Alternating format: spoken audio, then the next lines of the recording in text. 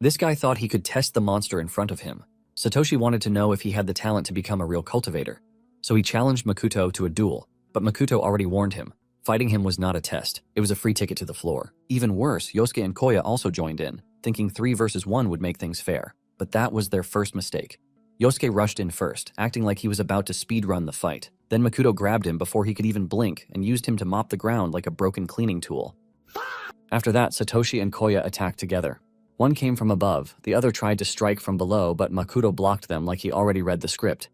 Then he used Koya as a living ragdoll to slam him to Satoshi and kick both of them like a rejected side quest. Makoto then aura farmed, saying, "That's all you've got?" The 3 of them tried again with a new plan. This time, they attacked from every direction at once. But Makoto only tapped his foot, and it caused a massive shockwave that stopped their attacks. He then fixed Yosuke, gut, by punching it and Koya's chin through professional chiropractic adjustment. Satoshi then used his last remaining powers and gave everything he had, thinking his last attack landed. But when the dust cleared, Makoto didn't even have a scratch. The worst part? The fight ended in under 2 minutes, and Makoto never moved from his original spot. That's when Satoshi realized the gap between them was not talent, it was heaven and earth. Well, the reason is, our MC Makoto Yamori, the strongest cultivator on the Liyue continent, saved the continent from crisis by repelling the Demon King's army during the Dark Ages. But after the victory, his very own comrades suddenly betrayed him. Right before his death, Makoto vowed to drag every last traitor that betrayed him to the depths of hell. But just when he thought everything was lost, Makoto was reincarnated in another world as a college student born to the prestigious Yamori family. However, the Makoto of this world is weak, useless, and has already been cast out by his family like trash. Makoto opens his eyes to find a group of people staring at him with curiosity. As he tries to grasp his surroundings, someone insults him, calling him useless trash for fainting during a test. Another student chimes in, reminding the first that Makoto has already been disowned by his family, making him unworthy of the title Young Master. Nearby, a blonde girl urges the school genius Kitama to return to his test, expressing her excitement for him to break another record. Kitama confidently agrees, and together they walk back, side by side. The teacher then instructs the other students to head back to continue the physical fitness test. As everyone walks away, ignoring Makoto, a sudden rush of memories overwhelms him. He realizes he has been reincarnated as another boy, sharing the same name. In this new realm, the Makoto here has a frail body due to blocked meridians, which led to his clan abandoning him after his parents' death. As he sifts through these memories, he discovers that no one in this world understands cultivation. Taking in his surroundings, Makoto can sense the presence of chi in the air. In his past life, the people of Liyue discovered how to absorb this chi in the air.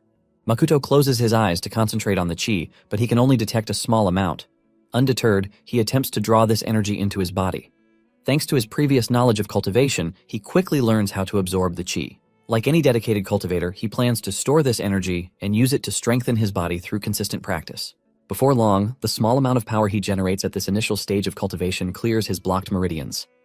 Examining his physique, Makoto notices he has grown a few inches taller. With renewed determination, he vows to regain his strength and return to the Liyue continent to seek revenge on those who betrayed him. But for now, Makoto's plans for revenge have to wait, because he is only in the first stage of cultivation. And it will take a while before he returns to being the strongest guy on the continent. To check out the changes in his body and determine his current strength, Makoto decides to participate in the school's physical test. He quickly heads back to the field to inform the teachers of his decision. The students immediately start mocking him for trying to interrupt Kitama's turn. Apparently, Kitama is the school's favorite, and he has also received a recommendation to a prestigious physical education university. Kitama joins the student to mock Makoto, calling him a prideless garbage. Makoto ignores all their mockery, believing his current strength is far beyond that of an ordinary human. One dude reminds him that everyone has dropped out of the race because no one wants to go up against Kitama. A short while later, Makoto and Kitama step onto the track, getting ready to compete against one another. As soon as the starting gun fires, Kitama takes off without hesitation. In contrast, Makoto leisurely counts down, intentionally giving the so-called Wonder Boy a head start. The other students erupt in laughter, once again ridiculing Makoto for being worthless trash. After 3 seconds, Makoto finally sprints forward, shocking the onlookers. In just a few seconds, he zooms past Kitama with incredible speed like the Flash. Basically, when cultivators first appeared on the Liyue continent, their abilities, both physical and mental, far surpassed those of ordinary humans. As Makoto approaches the finish line, to everyone's amazement, he doesn't immediately cross it. Instead, he begins counting down once more, allowing his rival to catch up. He grants Kitama an extra 3 seconds before finally crossing the line.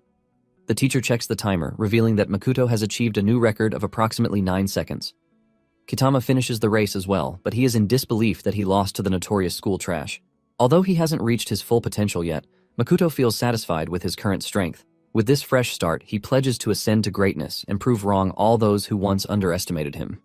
Back in the Liyue continent, Makoto was considered the strongest, and in roughly 50 years of training, he had exceeded numerous experts. He attained the 7th stage of cultivation at 65 years old, becoming the most powerful cultivator on the continent. Now stuck with this new useless skin, Makoto plans to use special medicines to help him hasten his cultivation. He checks their prices only to learn that they cost a fortune, and the original owner of his new body is a broke loser. Makoto wants to craft and sell talismans, but he doesn't even have enough money for low-grade materials. Not wanting to give up on his revenge plans, he decisively swears to find a way to earn money. Just as Makoto is still trying to figure out how to make money, Kitama, the field club captain, and his goons corner him in the bathroom. In the bullying squad, there is also Haru, the boxing club captain. Kitama informs Makoto that due to his racing stunt in the field earlier, he has to give them the required protection fee early.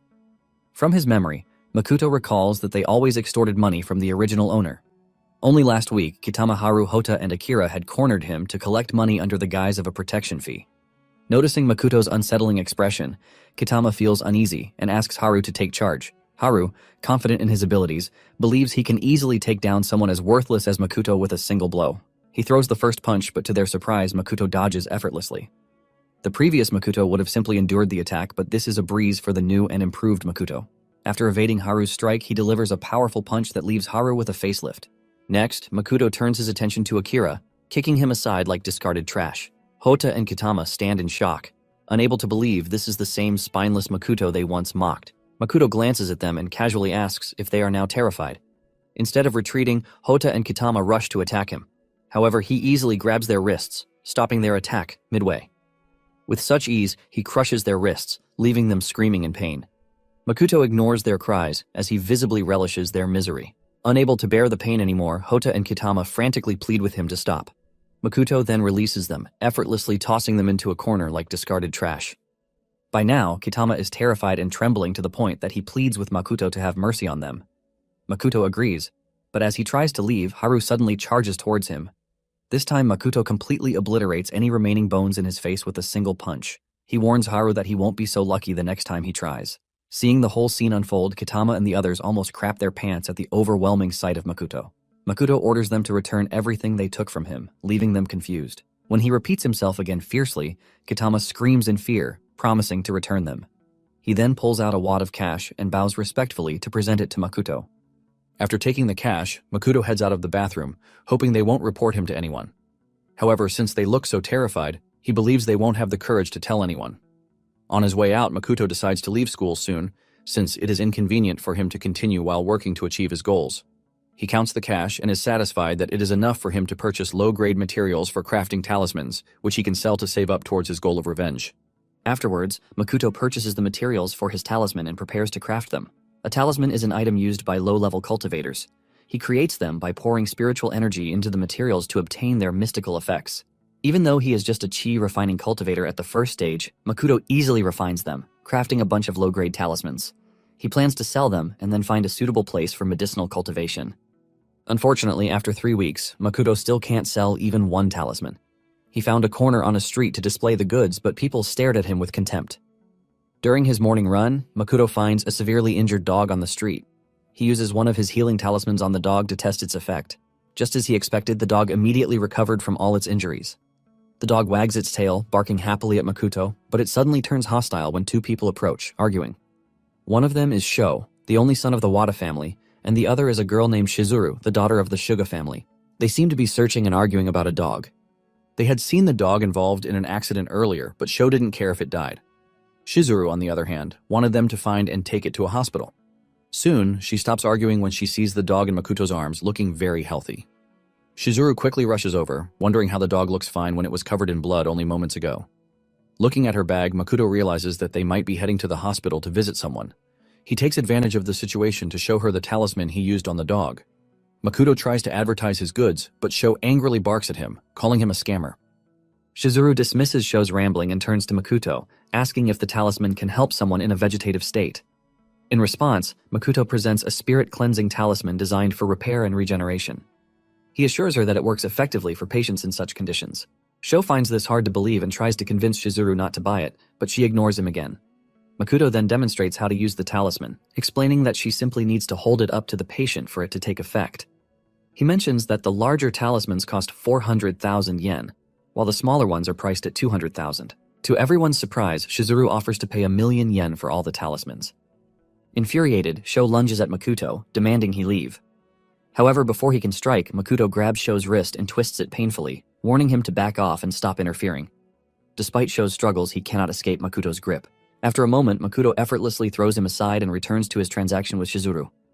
Once the deal is finalized, he explains the purpose of each talisman, saying that the yellow one offers protection, while the red one is a fireball talisman. Before departing, Makoto expresses his hope that she never has to use the red and yellow talismans.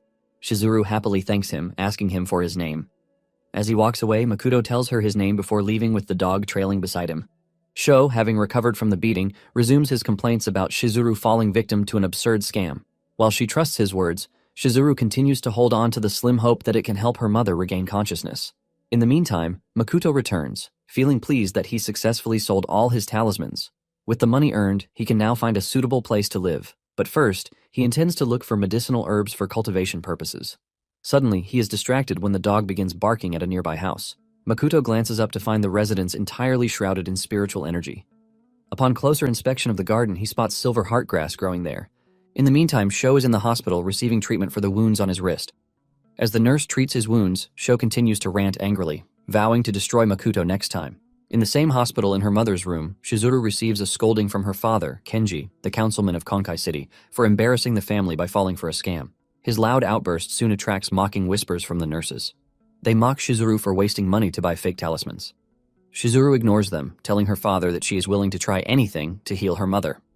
This only makes Kenji furiously bark at her, calling her a fool for believing such an absurd thing. Kenji's outburst enrages Shizuru, and she shouts at her father for not even visiting her mom. She blames him for delaying getting her to the hospital, which caused her to fall into a coma. Kenji, unable to respond, is completely taken aback by her words. Shizuru continues, claiming her father would just move to the next woman when her mother dies. Now Kenji is furious and almost slaps her, but he stops midway. He turns to leave, expressing his disappointment at how insolent she has become. Before leaving, he informs her that a nurse will be coming to pull her mom off life support. Shizuru protests the decision, and grabbing her mom's hand, she presses the talisman into it. Suddenly, a bright light bursts from the talisman, and to her shock, her mother rubs her hair, calling out Shizuru's name. The whole thing also catches Kenji's attention, just as he is about to step out. Shizuru's mom, Yoko, looks at her daughter, remarking how she has grown thinner. Kenji then dashes out of the room to call a doctor. On getting outside, he shouts at the top of his lungs happily, informing everyone that his wife has awakened. The shocked doctor and nurse rush inside to run a few tests on Yoko. After the tests, the doctor informs them that Yoko should return to her daily life in less than 2 years. Shizuru shows them the talisman, explaining that it healed her mom, but the doctor refuses to believe her. Sho has also arrived to witness the commotion and finds the whole thing unbelievable. The doctor orders the nurse to contact the award-winning Professor Suzuki for further tests. Still in disbelief, Sho is now beginning to see the possibility that he may have been totally wrong about Makoto. Ignoring all the doubting Thomases in the room, Shizuru and her mom happily embrace each other. Looking at the remaining talismans, Shizuru promises to repay Makoto if she ever meets him again. In the meantime, Makoto has successfully moved into the house shrouded in spiritual energy. He looks around, satisfied with his progress towards returning to the Luyue continent to destroy all those who betrayed him. With renewed determination, Makoto vows never to forgive the traitors. Makoto believes that the day of his revenge can only come sooner, when he reaches the Chi refining stage 11. To reach this stage, he needs to acquire a spirit spring and spirit materials to help him attain the title of the strongest cultivator. Later that night, Makoto ponders how to increase his cultivation. From the look of things, he can feel the spiritual energy of this world withering gradually. If the energy vanishes completely, he will no longer be able to cultivate. Makoto wonders how he can find a place or item rich in spiritual energy to help him break out of the current situation. He had been worried about finding a spiritual spring or spiritual materials, but somehow he was lucky to find the silver heart grass growing in the garden. This grass is basically considered a spiritual material, and unlike ordinary medicinal herbs, it can be used to refine elixirs capable of increasing one's cultivation. Makoto believes that refining the berries from this grass into a pill might help him reach the second stage of cultivation. However, he fears that even the slightest mistake in refining the pill can also destroy his progress. Not wanting to wait for any unexpected situations, Makoto decides to start training immediately to stay prepared. The following day, he heads out to try and sell a few more talismans because refining cultivation pills is way too expensive. Makoto is minding his business, trying to keep his head down, when he suddenly notices a group of thugs keeping tabs on him from a distance. He had already noticed them watching him since the third day after he started selling talismans on the street. Makoto notes that there are a few more of them than usual today, meaning they might make their move on him soon. Deciding to face them head-on, he proceeds to pack up, but is suddenly interrupted by a girl who calls his name. The girl says she has been worried about him since he suddenly stopped attending school. While Makoto tries to recall who she is, the girl rambles on about all his problems, including subtly calling him a broke loser. After searching his memories, Makoto recalls that the girl is Mochiyama, who once stood up for the previous owner. She offers to lend him money so that he can return to school, but Makoto completely ignores her and leaves. She tries to call him back, but he refuses to answer, making her suspect that something must have happened to him. In the meantime, Makoto keeps walking while quietly counting the number of thugs targeting him. After counting about 10 of them, he slips into an alley confident he can take them all at once. Seeing him take a detour, the thugs quickly chase after him, holding daggers. A few moments later, they catch up to him in a lonely alley with a dead end ahead. Thinking they already have him pinned down, the thugs relax confidently, declaring that he has nowhere to escape to. To their amusement, he confidently orders them to attack him at once, but none of them takes him seriously. Makoto asks why they have been watching him for days. He tries to make them reveal who sent them. The bald dude simply informs him that he pissed off someone powerful. Another dude questions why the young lady of the Amatani family took an interest in Makoto. Makoto is a bit confused, but he soon recalls that Setsu, the young lady of the Amatani family, was engaged to the original owner. However, after he was exiled from his clan, she brutally dumped him and canceled their engagement. The whole situation puzzles Makoto as he wonders why they are trying to eliminate someone over a broken engagement. Seeing that they have no intentions of giving him a straight answer, he decides to make them talk in a more creative manner. Just behind the whole scene, Mochiyama observes them quietly, wondering how he got involved with the Yakuza. Fearing that Makoto is too weak to deal with the terrifying Yakuza, she decides to call the police for help. Unfortunately, someone discovers her before she can make the call, and he quickly grabs her while she struggles to get away. The commotion catches the others' attention, and they turn to find their boss yanking Mochiyama effortlessly like a little puppy. Makoto is also surprised because he hadn't sensed her following him. The boss teases him for being popular among girls, including fooling around while stringing Setsu along. Mochiyama, ignoring her own safety, barks at Makoto, telling him to run. She claims the thugs cannot harm her since she is a member of a powerful family. Hearing this only makes the boss laugh at her stupidity. He menacingly boasts that no one would find out if he eliminates her in this deserted alleyway. Deciding to take her out first, he pulls out a dagger, aiming for her neck, but Makoto steps in just in time to break his wrist with a single punch.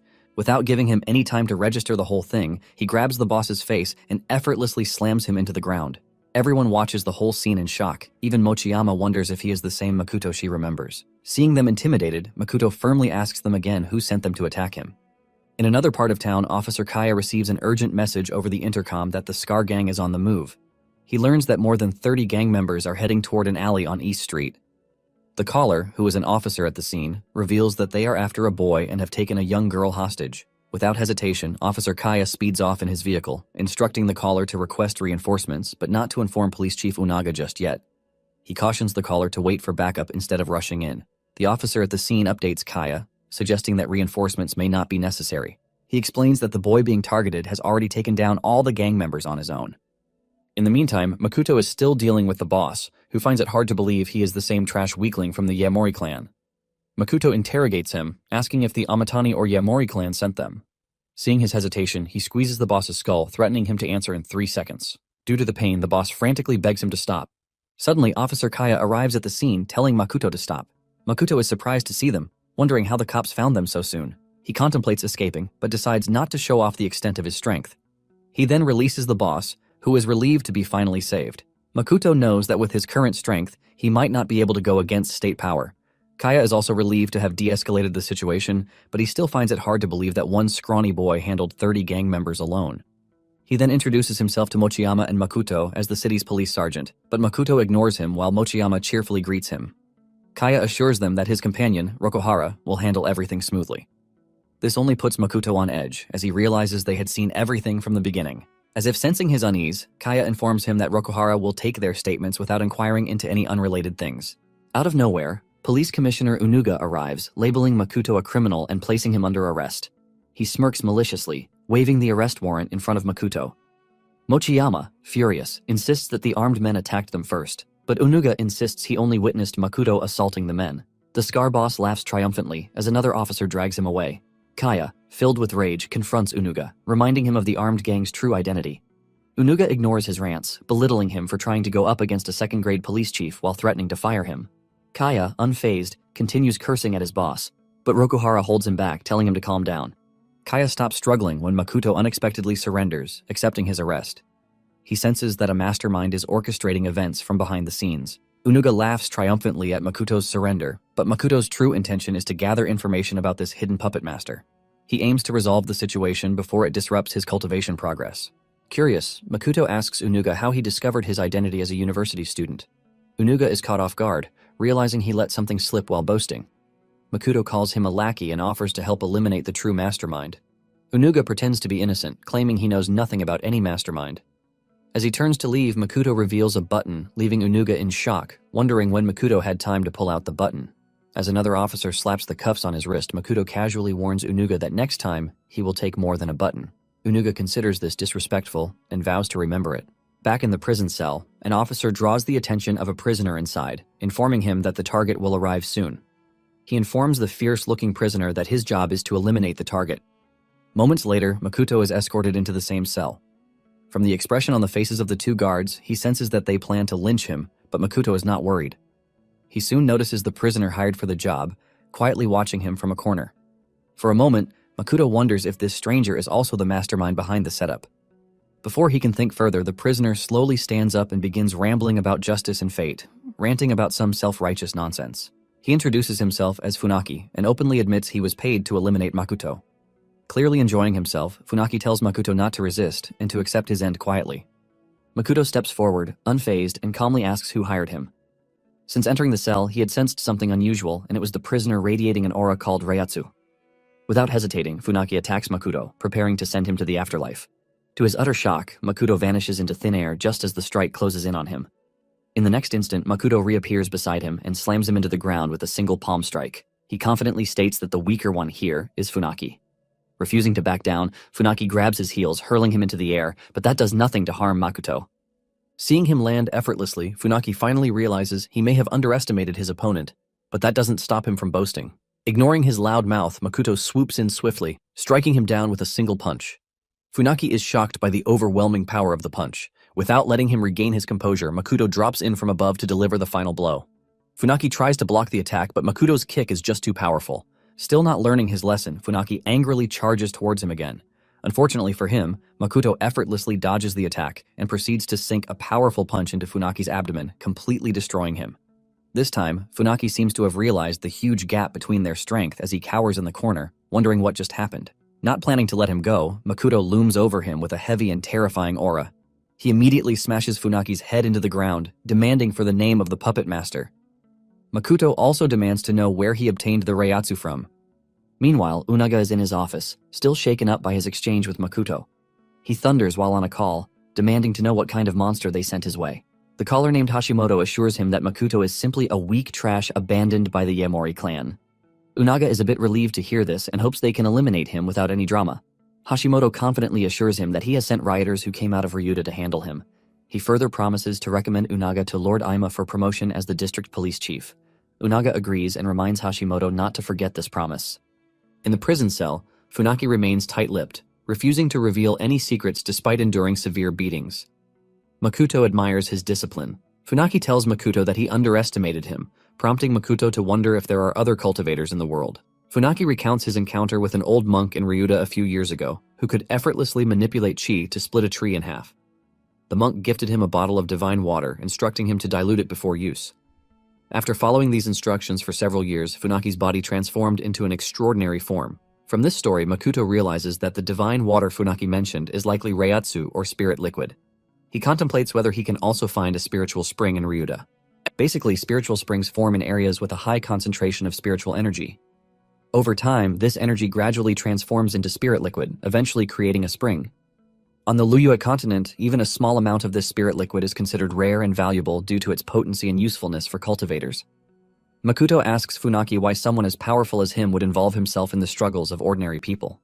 Funaki reveals that he needs a substantial amount of money for his child, who is suffering from ALS. He further explains that he had tried to use the divine water on his son, but it did not work. To earn enough money to keep him alive, Funaki had to earn quick bucks by accepting this deal. After contemplating the illness for a moment, Makoto offers to help cure the boy. He explains to Funaki that the divine water is actually spirit liquid, also called reiatsu, which can be harmful to ordinary people. While regular spiritual energy may not pose a threat, the concentrated nature of spirit liquid can do more harm than good for the sick boy. He further adds that spirit energy can be used properly by a special technique. He shows Funaki the healing talisman he previously used on the dog, and to illustrate its power, Makoto uses it on him. To Funaki's astonishment, the talisman instantly heals all his injuries. Holding the talisman triumphantly, Makoto gives Funaki an ultimatum to either reveal the identity of his employer or face death. Without hesitation, Funaki discloses that he was hired by someone named Hashimoto. Elsewhere, Hashimoto, the owner of the Kozan Club, just finished a call with Unaga. With a cheerful demeanor, he turns to a battered girl bound before him and asks if she would like something to eat or drink. Unable to respond, she can only cry and struggle. Hashimoto steps closer, forcing her mouth open and extracting a tooth with a small shear. As the girl screams in agony, he laughs maniacally.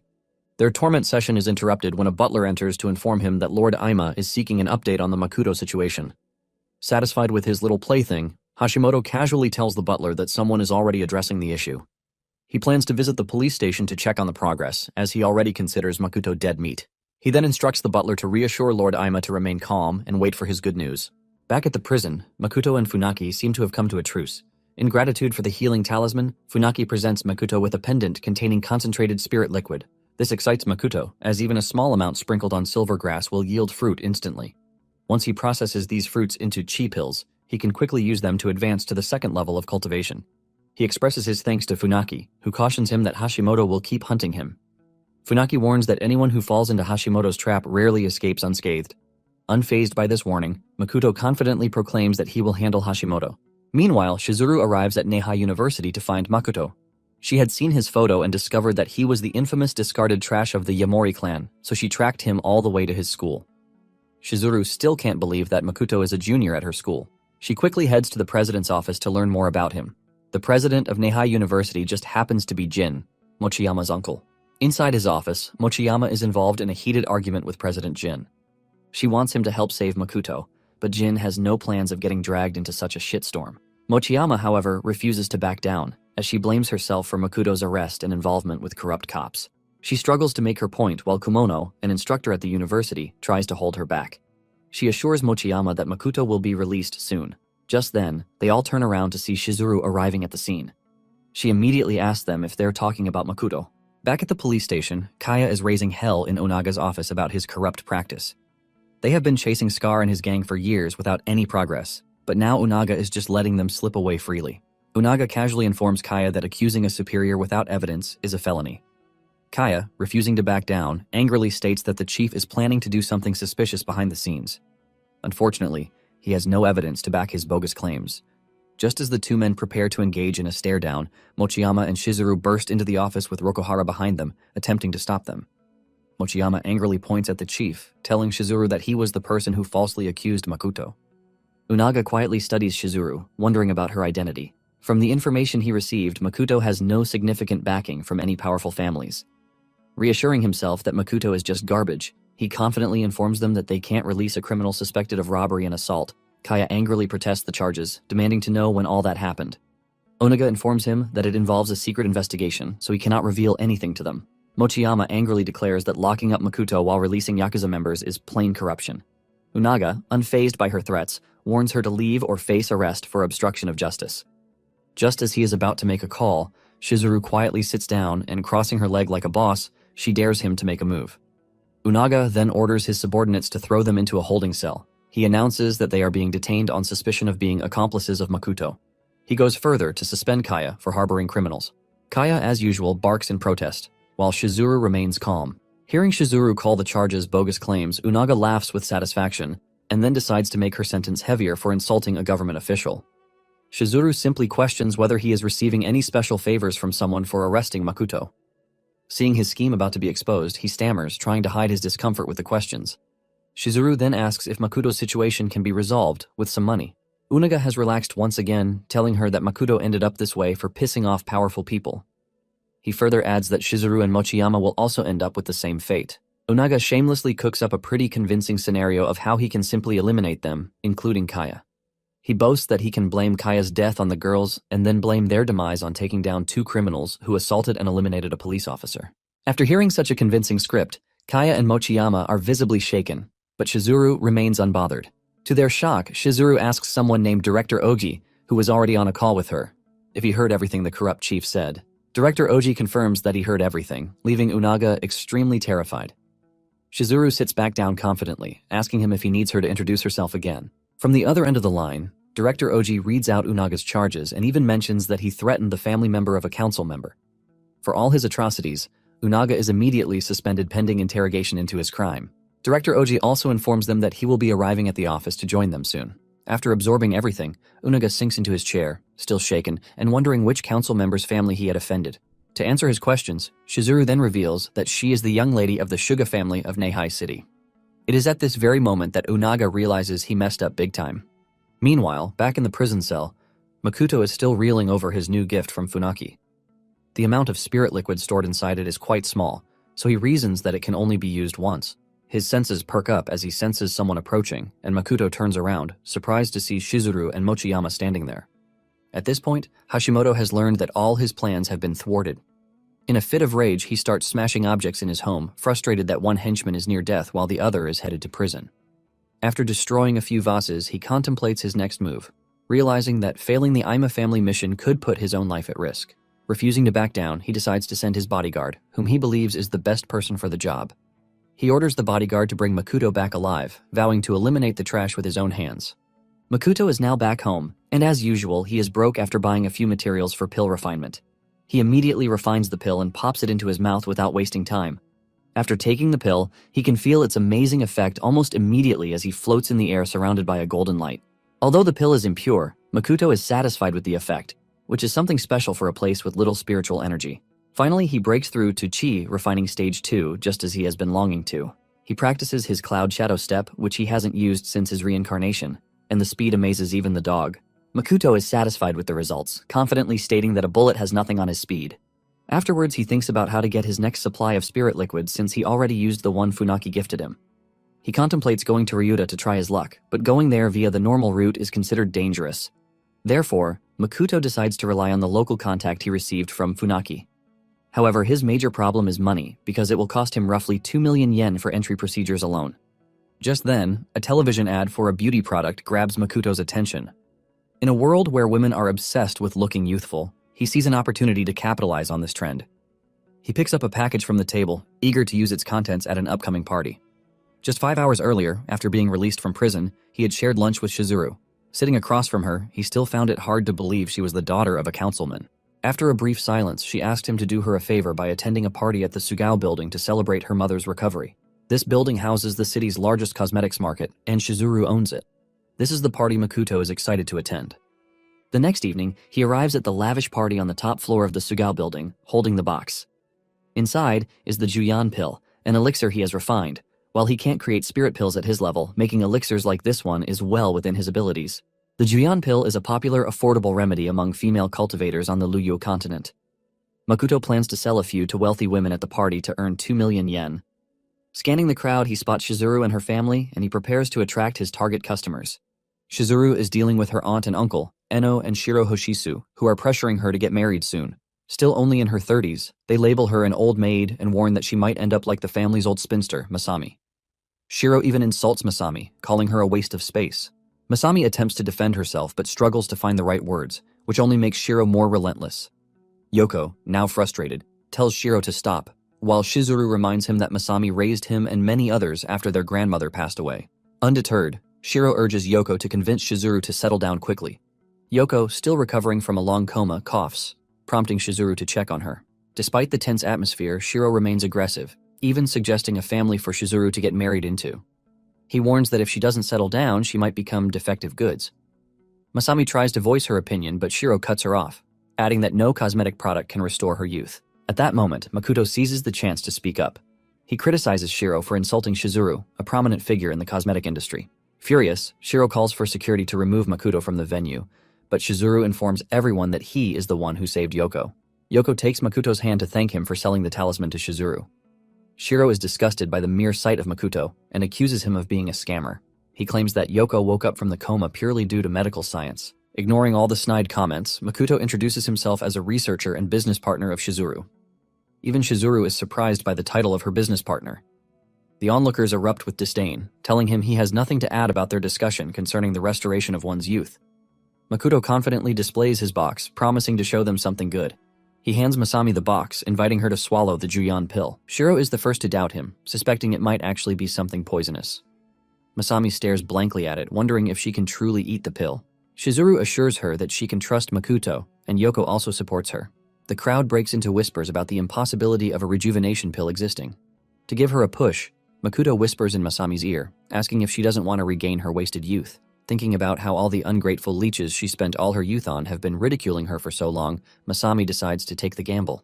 To everyone's shock, she picks up the pill and pops it into her mouth. Everyone waits in anticipation to see the rejuvenation effects, but after a few seconds, nothing happens. Shiro bursts into laughter, mocking Makoto for being a fraud. Suddenly, the pill takes effect, and to their shock, Masami actually returns to her youthful appearance. Someone quickly grabs a mirror to show her the results, and even Masami is amazed by her restored appearance. Just like that, Makoto's pill became a hot commodity as old ladies immediately flocked around requesting one. He prices the pill at 400,000 yen per pill and informs them that he only has 10 currently available. Hearing this, a live auction begins right there, with everyone struggling to offer the highest price. Even Shiro wants to bid at the highest price for the Juyan pill. He plans to secure an exclusive distribution rights deal no matter the cost. Enno tries to stop him, but Shiro barks at her to shut up. He believes Makoto can be brainwashed long enough for them to marry off Shizuru to the Ocho family. Shiro literally plans to sell her off under the guise of marriage to receive a substantial amount from the Ochos. At that moment, a fat dude from the Kozan group approaches Makoto with an offer of 4 million yen for exclusive distribution rights to the Juyan pill. Another company representative quickly counters with a bid of 20 million. Shiro then intervenes confidently, urging everyone to settle down. He requests a private conversation with Makoto and presents an offer of 30 million, along with a proposal to share the profits. He elaborates that he gets 70% of the profit while Makoto gets 30, claiming it is a good deal since they will be using the Hoshisu's family influence. Hearing this, Shizuru calls his family a garbage bin with no connections to offer, infuriating Shiro. Shiro reminds her that she is related to them from her mother's side. Shizuru reminds him that he lost that right when he lost over 100 million using the company left by her grandmother as collateral. Shiro tries to deny the accusations, but she pulls up evidence threatening to read them out loud. Masami and Yoko, who have been in the dark, are also shocked to hear he ran their mother's company to the ground. Shiro, now shaking in his pants, asks Shizuru how she found the evidence. Shizuru further reveals that Shiro only came to the party to demand money from Yoko, just like he bled her grandmother dry. Clearly seeing through his schemes, she declares that she will not give him a single cent. She has also discovered that he plans to swindle Makoto since he doesn't even have the 30 million yen. Shiro, utterly defeated, falls to his knees, pleading for her help. He shamelessly asks Yoko to assist him in begging Shizuru. However, Yoko refuses, clearly expressing her disappointment in him for destroying their mother's legacy. Like a classic mama's boy, he clings to Masami's skirt, begging her to intervene since he is the last man standing in the family. Fed up with this ungrateful leech, Masami shoves him aside, refusing to help. In the end, Shiro is confronted by the very group of women he has always looked down upon. Shizuru gives him an ultimatum: either go to jail or sell his company to her for a mere 1 yen, leaving him utterly shattered. Onlookers mock him, saying he deserves this fate. Shizuru then turns to Makoto, offering to introduce him to a more competent business professional. She explains that 40 million is a fair price to settle for, and he should aim to retain 80% of the profits. She warns him to stay alert, as the sharks at this party will take advantage of him. To her surprise, Makoto decides to entrust everything to her. Later that evening, she drives him back to his apartment and comments on how nice it is. Makoto informs her that it's just a rental. He thanks her for the ride, and Shizuru reassures him, calling him her friend. Taken aback by the term, Makoto is surprised when she repeats it and extends her hand to seal their friendship. After their exchange, he quietly heads inside, still reflecting on everything. He looks up at the moon, realizing that this new life might not be so bad after all. Upon entering his house, Makoto is met with the shocking sight of his dog sprawled in a pool of its own blood. The dagger remains in place, serving as a grim warning, and the whole scene leaves Makoto extremely angry. Just a few moments ago, a shady dude had called Hashimoto to inform him that Makoto arrived home with a girl. To make Hashimoto taste despair, they plan to capture Shizuru. Hashimoto even boasts on the phone about the warning they left inside his house. Makoto rushes inside quickly to check on the dog, and thankfully, it was still breathing. Hoping the healing talisman can heal it, he removes the knife and places the talisman on the dog. Meanwhile, an intruder lurks in the shadow just right above, observing Makoto. He suddenly charges down, preparing to attack him from the back. To his shock, Makoto swiftly vanishes with his dog and reappears behind, slamming the intruder into the ground with one kick. More assassins soon appear at the scene, wondering what just happened. Makoto gently pushes the dog aside to face them alone. He looks at them with so much rage, and without hesitation, they charge towards him. One guy reminds them to keep Makoto alive according to their employer's order. As soon as they see how effortlessly Makoto deals with one guy, the others halt in their steps, horrified by what they have just witnessed. Ignoring Makoto's cocky behavior, another foolish dude immediately rushes in, only to have his arm torn apart like a sausage. Refusing to let him go, Makoto snaps his neck like tearing through a Thanksgiving turkey. By now the rest of the gangs are already terrified, so they pull out the big guns, planning to incapacitate him by aiming for his limbs. However, what these suckers fail to understand is that Makoto is already faster than bullets. Unbothered by their pew-pew, he swerves around swiftly like the Flash, dodging the bullets. Makoto vows to take them down one by one until they beg for mercy and reveal who sent them. In another location, Shizuru finds herself captured by the deranged Hashimoto, who intends to indulge in his twisted hobby with her. Despite recognizing her as the daughter of the renowned councilman Kenji Shuga, Hashimoto is eager to toy with her. He confirms her identity once more, relishing the moment. Just as Shizuru starts to struggle, his phone rings. Hashimoto answers, asking for an update on Makoto's situation. To his surprise, Makoto's voice comes through, revealing that all of Hashimoto's henchmen have been eliminated. Seizing the opportunity, Hashimoto boasts about capturing Shizuru, which only infuriates Makoto further. Makoto warns Hashimoto to release her or face dire consequences, but the madman only mocks him in response. Hashimoto gleefully gives Makoto 40 minutes to arrive, threatening to live stream himself serving Shizuru like sushi if he doesn't. After instructing him to find their location, Hashimoto abruptly hangs up. Enraged, Makoto crushes the cheap phone in his hands. Hashimoto continues his disturbing hobby with Shizuru, planning to record a teaser video before the main event. He removes the tape from her mouth, but just as he is about to proceed, a knock sounds at the door. When he opens it, his guards inform him that a fire alarm has been triggered in the warehouse. Hashimoto quickly instructs them to disable the faulty alarm to avoid an unexpected visit from the police. Choosing to manage the situation himself, he tells the guards to watch the door while he steps out to investigate the alarm. A few moments after he leaves, someone punches the guard so hard that it breaks down the door.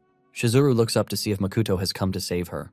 Just an hour ago, Funaki arrived at Makoto's address to deliver a letter of introduction to Ryuta, but he couldn't reach Makoto by phone. He double-checked the address to ensure he was in the right place. At that moment, he overheard someone telling Hashimoto that Makoto had returned home with his girlfriend. From the conversation, he learned that 6 assassins were waiting to ambush Makoto inside the house.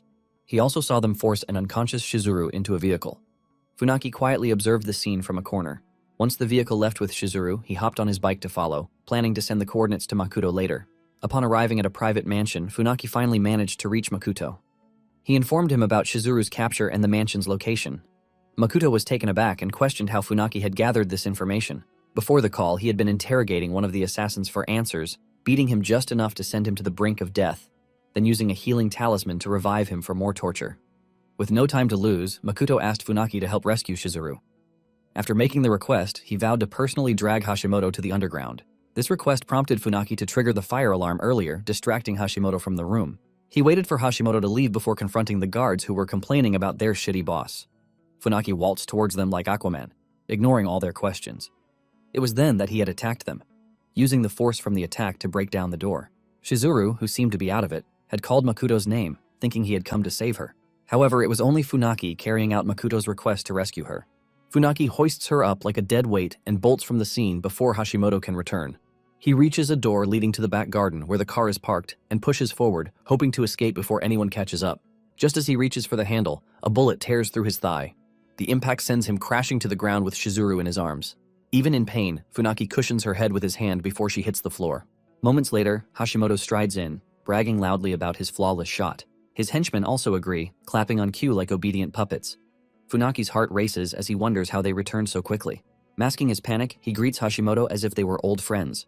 Hashimoto, clearly enjoying the situation, bursts into laughter as he looks forward to dealing with the traitor. Refusing to surrender without a fight, Funaki steadies himself and boldly challenges him. Meanwhile, outside the mansion, Makoto arrives to settle accounts with the resident madman. The guards scramble toward the entrance, confused about who would dare approach the estate so boldly. Makoto, fueled by pure rage, doesn't bother acknowledging their existence. He casually punches his way through the entrance like a discount one-punch man, leaving the guards frozen in disbelief. They rush him all at once, clearly convinced numbers will somehow fix everything. Unfortunately for them, Makoto tears through the group with ease, swatting them aside like misplaced trash headed for the garbage bin.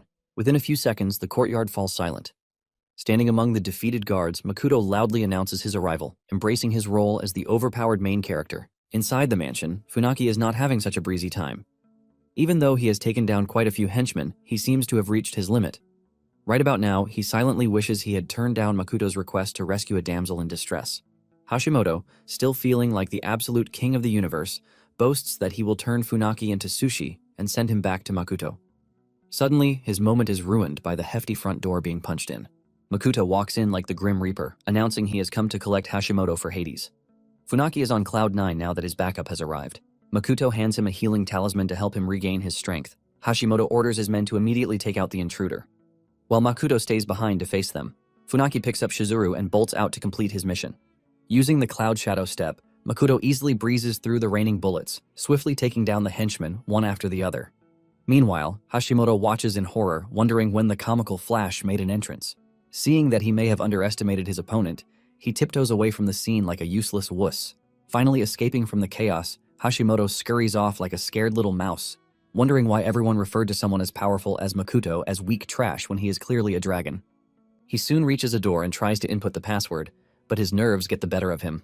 Suddenly, the bodies of a few henchmen fly into the room, signaling Makoto's presence. For the first time since he became an annoying terror, Hashimoto looks visibly terrified. He stammers, pleading with Makoto to calm down. He tries to intimidate him by mentioning his backing, but it doesn't seem to have any effect. Hashimoto, unlike his loyal henchman, is a foolish coward. Just the sight of Makoto's overwhelming presence makes him reveal that Lord Aima is his employer. Makoto doesn't know who this so-called Lord Aima is, so he shoots Hashimoto a fierce look, urging him to keep talking. Hashimoto then reveals that Lord Aima is the heir of the Aima family. He says that basically this Aima dude is targeting Makoto because of a rumor that Makoto has cooked rice with Setsu. He further explains that Lord Aima plans to arrange a political marriage with the young lady of the Amatani family. Therefore, they want to take him out completely to prevent any future complications. Scanning through his memory, Makoto cannot find any memories of the original owner meeting privately with his fiancée. He guesses that someone else is trying to frame him. After recounting the whole thing, Hashimoto warns Makoto to let him go or suffer the consequences of going against such a powerful man as Lord Aima. Hearing this, Makoto reasons that this Lord Aima must be a fellow cultivator. Meanwhile, Hashimoto rambles like a broken record, promising to help if Makoto lets him go. Unfortunately, Makoto never goes back on his word, so he immediately punches the clown in the face so hard that the force breaks down the locked door. Inside the room, he finds a couple of girls locked up by the madman. Makoto immediately breaks their chains and drops his knife on the floor. Before leaving, he instructs the girls to do whatever they want to Hashimoto. As the girls surround him, Hashimoto offers to give them money if they let him go, but these girls have no use for money. They have already been to hell and back thanks to his wicked acts. With joyful tears mixed with pain, they relish sending him to the very hell he created. In the meantime, Makoto heads out to join Funaki. He applies a healing talisman on Shizuru, and then tells Funaki to leave before the police arrive. He had called the police earlier before coming to the mansion. He plans to head back home after safely handing Shizuru over to the police. Funaki asks him about his next plans, and Makoto reveals he will look into Aima and everyone else targeting him. He stops mid-sentence, realizing he might be outnumbered if he digs further into this whole conspiracy. After the whole Hashimoto melodrama, Makoto is back to his usual uneventful days. However, he is still bothered about the main mastermind. While throwing a few push-ups, he resolves to find the culprit and crush him as soon as possible. Soon, a knock on the door disrupts his training, and Makoto opens the door to find a messenger from Shizuru. He hands Makoto an invitation, along with a message that she will depart as soon as he is ready. Makoto stares at the invitation card curiously, wondering what her message means. After the messenger leaves, he calls Shizuru to ask why she also sent him a suit. She informs him that the invitation is from the Hoshisu family. Makoto is confused at this point, questioning why he needs to attend their party. Shizuru informs him that the Hoshisu family controls the biggest pharmaceutical group in the city. This means they need to get close to the family to market the Wonder Beauty pills. She also reveals that his ex-fiancée Setsu will be attending the party. This new piece of information greatly piques Makoto's interest. On the day of the party, Makoto arrives looking quite dashing. Shizuru quietly shows him Pierce, the general manager of Ace Group, and Taro, the board chairman of Kengo Group. She explains that they are big shots in the city's business landscape. Not knowing jack shit about the business world, Makoto wonders if they are also trying to get close to the Hoshisu family. Shizuru finds his comparison amusing, making her wonder why someone from a powerful family doesn't even know the basic power players in the city. She points out that most people here are desperate to build connections with even a relative of the Amatani family. According to Shizuru, they are especially looking forward to the arrival of the young lady of the Amatani family. Just then, the head of the Hoshisu family, Nana, arrives with the long-awaited Setsu trailing beside her. Makoto can sense spiritual energy radiating around this notorious ex-fiancée. He quietly studies her, wondering if she is a fellow cultivator. A lot of thoughts rush into his mind, making him wonder if this world has any special cultivation method he has yet to uncover. He notes that Setsu's spiritual energy is technically on display, and she doesn't even try to hide it. Since she might know Aima, he plans to ask her about it later. He then quietly stands beside Shizuru while she cheerfully greets Nana, the head of the Hoshisu family. Nana inquires about her mom's health, expressing her joy at Yoko's recent recovery. Shizuru thanks her, explaining that her mother is gradually returning to her old self. She then presents Nana with a Juyan pill as a gift from Yoko. Shizuru explains to her that they're the company's latest rejuvenation product. Nana, who seems to have heard about the Wonder Pill, excitedly blurts out the name. The nearby guests break into surprised whispers, discussing the outrageous price of the pill. Setsu immediately casts curious glances at the box. Nana examines the pill, expressing her appreciation for such a high-level spirit pill. She praises the person who refined the pills. Studying it further, she notes that it doesn't have any seals, making her ask Shizuru about its creator's identity. Shizuru immediately introduced Makoto as the pill refiner and her business partner. Both Nana and Setsu are surprised when Makoto introduces himself. Nana gleefully reveals that she used to carry him when he was a baby.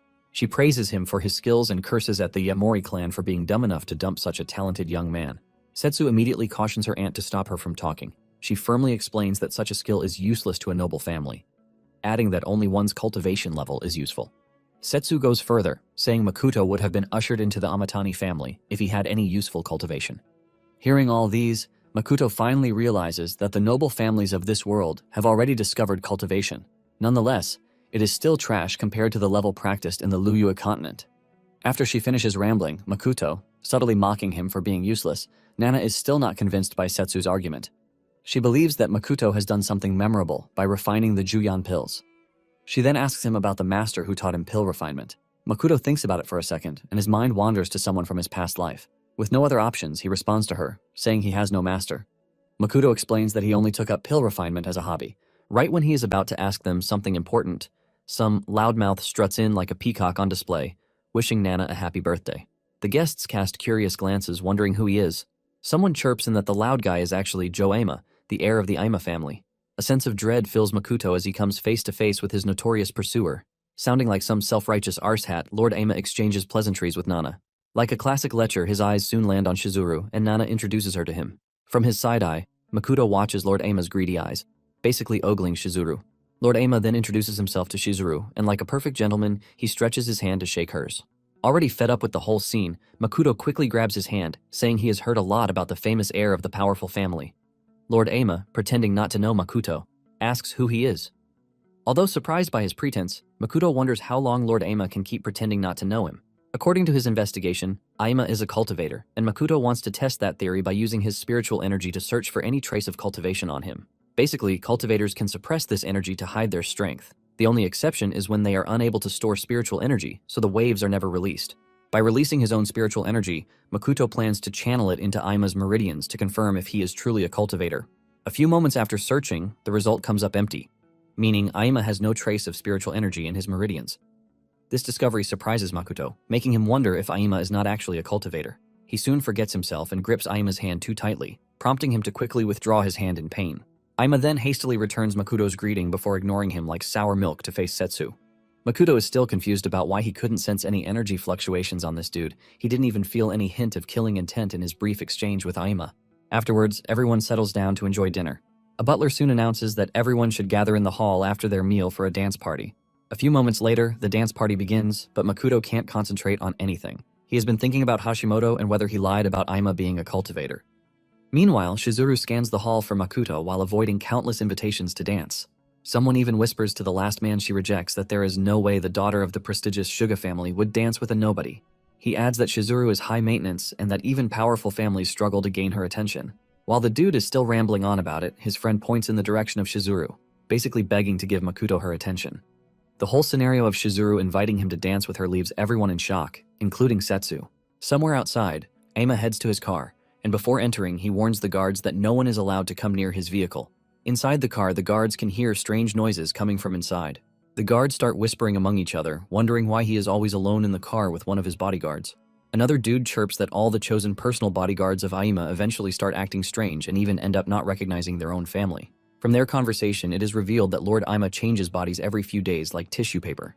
Also, each swapped-out bodyguard usually acts like a totally different person. According to the rumors, one even disappeared completely. Meanwhile, inside the vehicle, the bodyguard slaps Aima, cursing at him for trying to hold another woman's hand in front of Setsu.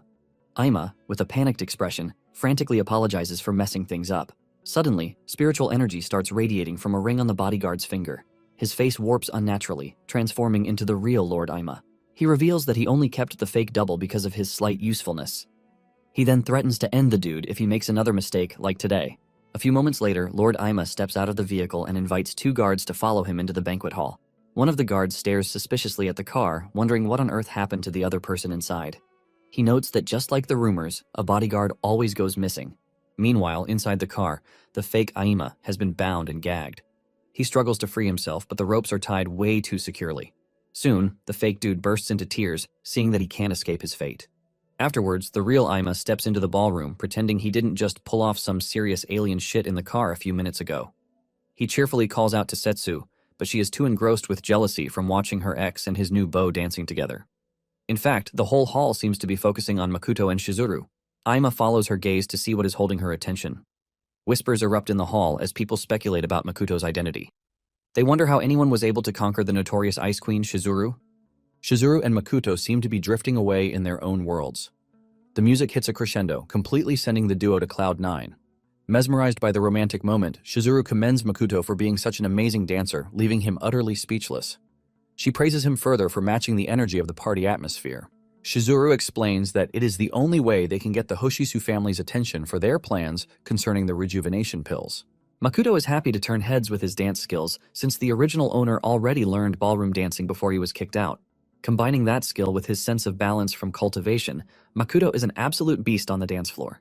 Nana, impressed by what she just watched, asks Setsu if she knew that Makoto could dance. Always the sore loser, Setsu simply mocks him for being a useless commoner despite his dancing skills. Nana teases her, pointing out that she caught her watching them so intently during the performance. Aima also joins the conversation, prompting Nana to ask if he truly doesn't know Makoto. Aima assures her that they are only meeting for the first time today. However, Nana finds this claim rather suspicious. She wonders how the heir of a powerful family has not learned about this widespread rumor. Aima, trying to throw her off, cooks up some flimsy excuse, which Nana completely ignores. She muses over Makoto's talent for pill refinement. From her tone, he senses that she is trying to raise Makoto to the next level. Aima is threatened by this, and he stares at her with a sinister expression. Aima curses Nana under his breath. He only lets her run wild because of Setsu. He then sets his sights on Makoto, also cursing him quietly. In the meantime, the 2 gossipy dudes from earlier have discovered Makoto's identity. Ignoring the fact that Setsu can literally hear them, they discuss the love triangle between her, Aima, and Makoto. The silverhead mocks Makoto for throwing away the easiest way to level up. The blonde dude chimes in that the only path to redemption for the Yamori trash is for him to simp over Setsu. They also speculate that Makoto must be at this party to get closer to her. Setsu is fed up with all the trash talking and excuses herself from the table. Nana insists she stay longer, but Setsu claims she needs to rest. Instead of leaving quietly, she suddenly stops to confront Makoto. Makoto, clearly minding his own business, is confused by the whole scene. She barks at him like an angry Karen, warning him to discard his ugly thoughts about using her influence to restore the Yamori family. Makoto is even more confused and just stares at her as if she were an escaped loony. She turns to leave, telling him to use the money from pill refinement to focus on his life instead of trying to climb high places with a woman's influence. Makoto calmly questions her, asking which of them truly needs that advice. Setsu is even more surprised when he comments on her unstable spiritual energy. He had noticed earlier how it was leaking out due to poor control. According to Makoto, she likely forced herself to absorb spiritual energy to accelerate her cultivation. He warns her that such reckless methods only harm the body in the long run. Studying her closely, Makoto states bluntly that her body has already reached its limit. Still looking down on him, Setsu wonders how a nobody like him can correctly analyze her situation. Makoto then reveals that he can help her fix the problem, but Setsu refuses to believe him. However, he is unbothered since she stands to lose if she chooses not to believe him. Setsu cowers in fear when he warns her that she might be running out of time. He draws closer, offering to strike a deal with her if she can hand something to Aima for him. Meanwhile, Aima, seething with rage, watches them from a distance. After the party, Shizuru and Makoto run into Nana, who shows interest in the Juyan pill, and invites them for a private chat. They walk through the garden together, and Makoto presses her for her real motives. Nana chuckles and asks him to call her auntie. Makoto refuses since he is no longer a member of the Yamori family. Hearing this, she remarks that he and Setsu are similar. Nana recounts that Setsu also lost her parents and became a puppet of the Amatani family. Her uncle is the puppet master, deciding even her marriage partner. Luckily, she was recognized by a prestigious martial arts family. With their backing, Setsu received the opportunity to become a legendary cultivator. Nana further adds that unless Setsu can transcend the realm of a commoner, she will remain a puppet for her family. This whole gibberish about cultivators is simply confusing for Shizuru. Makoto, on the other hand, understands that one can only transcend the realm of a commoner by entering the third stage of cultivation. In the cultivator's world, the gap between the second and third stages is extremely huge. This means it is very difficult to move to the third stage. Makoto reasons that this must be why Setsu decided to take such drastic measures to quickly advance her cultivation. He wonders why Nana is even telling him all these things in the first place. Nana sadly reveals that she has been trying to cure Setsu's condition, but none of her remedies seem to work. She further explains that she found renewed hope when she discovered Makoto's Juyan pills. Shizuru cannot believe that the president of the Traditional Medicine Association trusts Makoto more than actual doctors. Makoto quietly reflects on Nana's words and the legendary cultivation brouhaha. He also notes that compared to the Liyue continent, the cultivation techniques here are crude. Snapping him back to reality, Nana declares that she is also interested in the Juyan pill distribution. Shizuru is excited because with the Hoshisu family's backing, their profits will skyrocket. Nana jokes with her, stating that she only likes money. After joking around for a bit, she pleads with them to help Setsu. She informs Makoto that Setsu had tried to rebel after their engagement was annulled. Makoto is stunned to hear this news. Just then, Aima catches up to pay his respects to Nana before leaving. He extends his hand to shake Makoto, hoping they can meet again sometime. Makoto grabs his hand to shake him back. He feels spiritual energy radiating through Aima the moment their hands touch. Makoto finds this strange because he hadn't sensed anything during their first encounter. After the exchange, Aima heads to his car, and a guard informs him that Setsu dropped a gift for him. Aima, happy to hear this, quickly opens the box to find an origami butterfly, leaving him confused. Unable to comprehend its meaning, he tosses it over to fake Aima, warning him not to open it without his permission. Reflecting on his meeting with Makoto, Aima still considers him the same weak trash. He then twists the spirit liquid ring again, declaring war on Nana and Makoto. The energy from the ring glows, turning him into a splitting image of Makoto.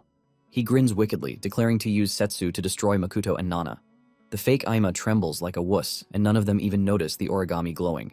At the top of a tall building, Makoto brandishes a glowing replica of the origami butterfly in his hand. He smiles with satisfaction, promising to meet Aima again soon.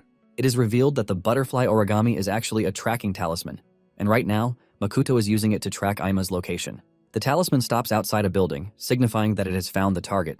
Confirming that the building actually belongs to the Aima family, he immediately jumps off to carry out his plans. Elsewhere in the herbal garden, Nana quietly observes several spiritual plants. She focuses on 2 that are nearly ready for harvest. She plans to exchange them at the Cultivators tournament in 3 months. Suddenly, she senses a strange presence nearby. A monk appears behind her and reveals that Nana was once the genius of the 100 Herb sect. Unfortunately, she suffered fatal injuries in the past that destroyed her cultivation. He praises her for still being able to sense spiritual energy. From his words, Nana realizes he is a cultivator. She has also sensed more than one presence in the room, meaning she may not be able to escape if she faces more than one opponent. Sensing her intent, another monk asks why she is planning to flee. He assures her that even if she resists, they will not allow her to leave unscathed. While cautiously speaking with them to learn their purpose, Nana slowly moves toward a large tree in front of her. One monk asks her to follow them without resisting. The other adds that it would be easier to simply break her limbs. As Nana reaches the tree, she activates a purple herb growing at its roots, called the Overlord flower. Soon, a poisonous gas spreads from the plant, filling the area. The monks struggle to breathe, but Nana has already placed a green heart grass in her mouth to neutralize the poison. The poison is powerful enough to knock out an elephant, so she plans to escape while the 2 baldies are busy. Just as she is about to leave, a sinister figure enters the room. Nana senses shadow arts and immediately knows the person belongs to the hidden shadow sect. The shadow reaches out and restrains her. As the figure steps closer, he confirms it is the same sect that destroyed the 100 Herb sect. Nana struggles and demands to know who he is. She says this day was not supposed to come yet, and there is no reason for the shadow sect to reveal themselves now. Then she turns and freezes because standing before her is Makoto.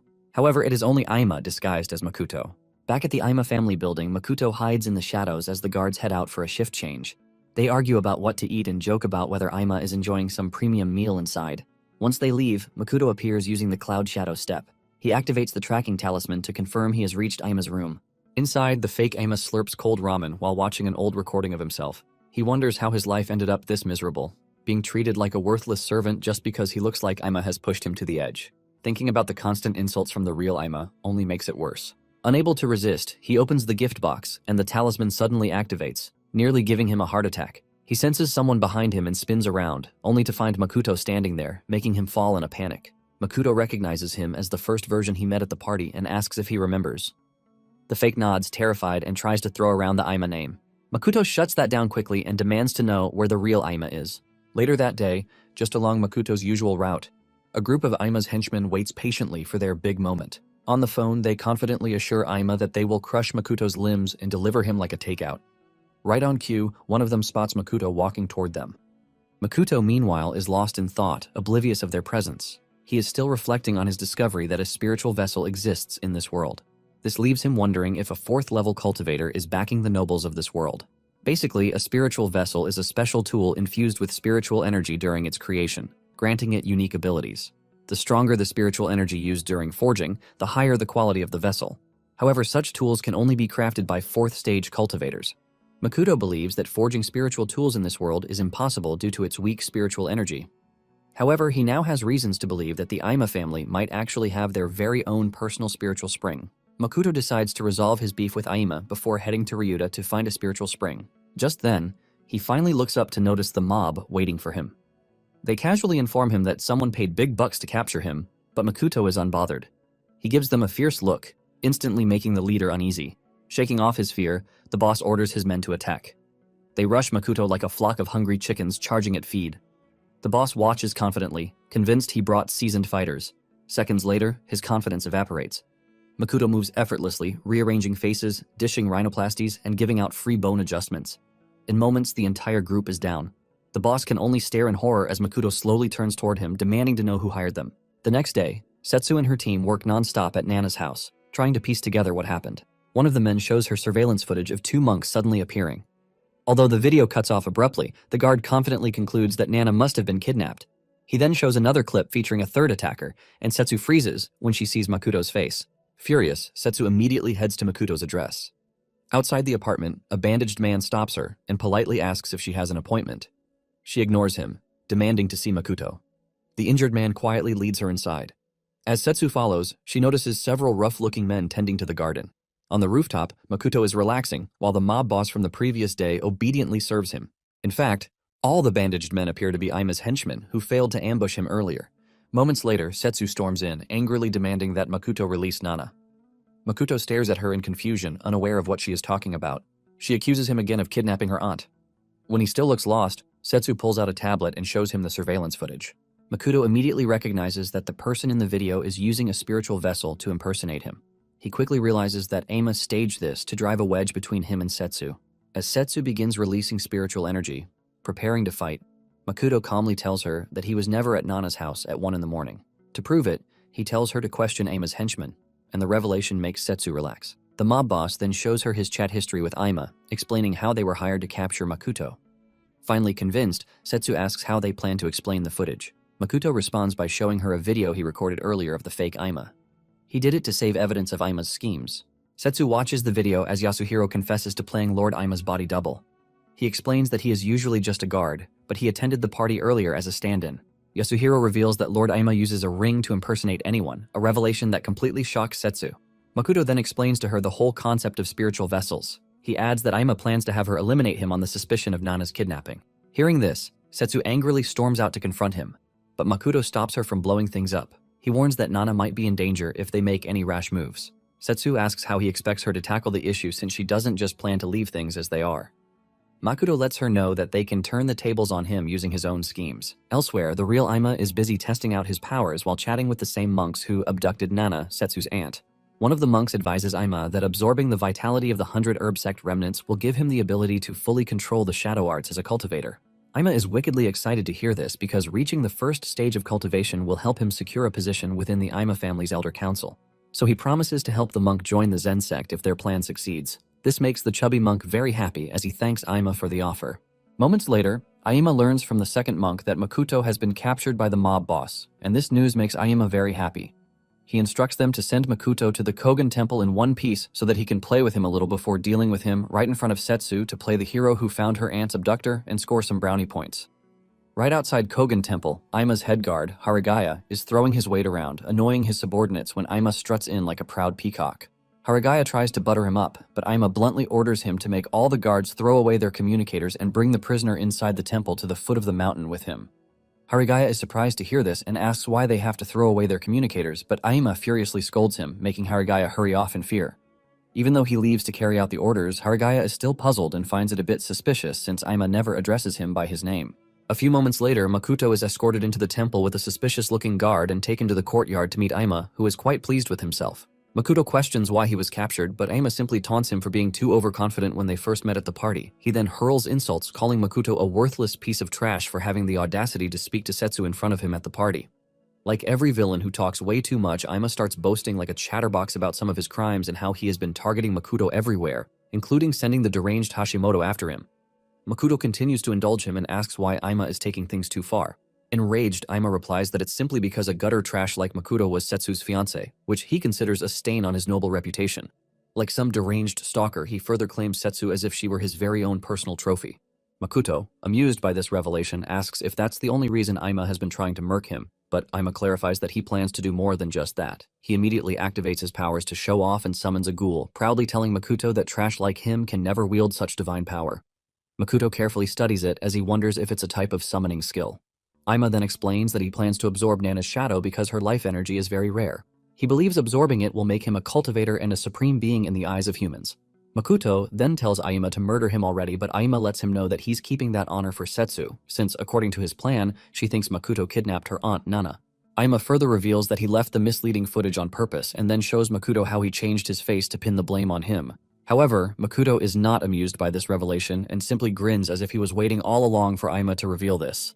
Aima is disappointed by Makoto's mid-reaction, but the next moment Makoto breaks the ropes binding his hand and asks the guard who brought him in for confirmation on Aima's confession. The guard replies that he heard everything before removing his disguise, and to Aima's shock, the guard turns out to be Setsu as she burns hot at the revelation that her aunt's abduction was all Aima's doing. The pressure from Setsu's anger causes her spiritual energy to burst, making it suddenly snow. Aima is shocked by this, and seeing that his plans have been ruined, he tries to cook up a ridiculous story to salvage the situation. He tells Setsu to calm down, as he promises her that Nana is safe, and further explains that he was just trying to play a cheap joke. He tries to retract everything he said earlier, but that only makes Setsu angrier as she demands he release her aunt. Setsu threatens to destroy Aima and his whole family if anything happens to Nana. Seeing that his plan to play the hero and impress Setsu has been exposed and ruined, Aima angrily scolds Makoto for playing him, but Makoto lets him know that he ruined everything himself by being a big mouth. Taunting him further, Makoto calls him a classic brainless villain, which enrages Aima. Once she calms down, Setsu tells Makoto to stand down since she's already contacted the Hoshisu family. She tells him that the situation is too complicated for a civilian like him to handle since Aima is a cultivator. Enraged that he just lost his girl thanks to Makoto's scheme, Aima orders the monks to murk him, but Setsu steps in to protect Makoto, pausing their attack. Aima tells her to think about the consequences of siding with Makoto and urges her not to stand in the way since her aunt's life is still in his hands. He threatens to murk Nana with just one phone call and tells Setsu to choose between her aunt and Makoto's life. Worry immediately fills Setsu's face as it dawns on her that she has to choose one. However, Makoto assures her that she has nothing to worry about because Nana has been secured by his people, and he then shows her a picture of Nana being rescued. Aima is shocked and furious to hear this and wonders how they were able to get past his tight security detail. He then proceeds to check the surveillance camera only to discover that Nana is no longer locked up. It turns out the Aima who met with Harigaya earlier was actually the fake Aima, Yasuhiro. After deceiving the guards and descending the mountain with Nana, Yasuhiro excused himself to make a call. Though he played the real Aima perfectly, he was still terrified that Harigaya would see through him. But after confirming that no one followed him, Yasuhiro sent a message to Makoto telling him that their plan is progressing without a hitch. Aima is furious as he realizes that Yasuhiro betrayed him and played a part in ruining his grand plan. Setsu, on the other hand, is just surprised that Makoto planned so far ahead, and this makes her wonder if this is the same weak dude whom everyone considers trash.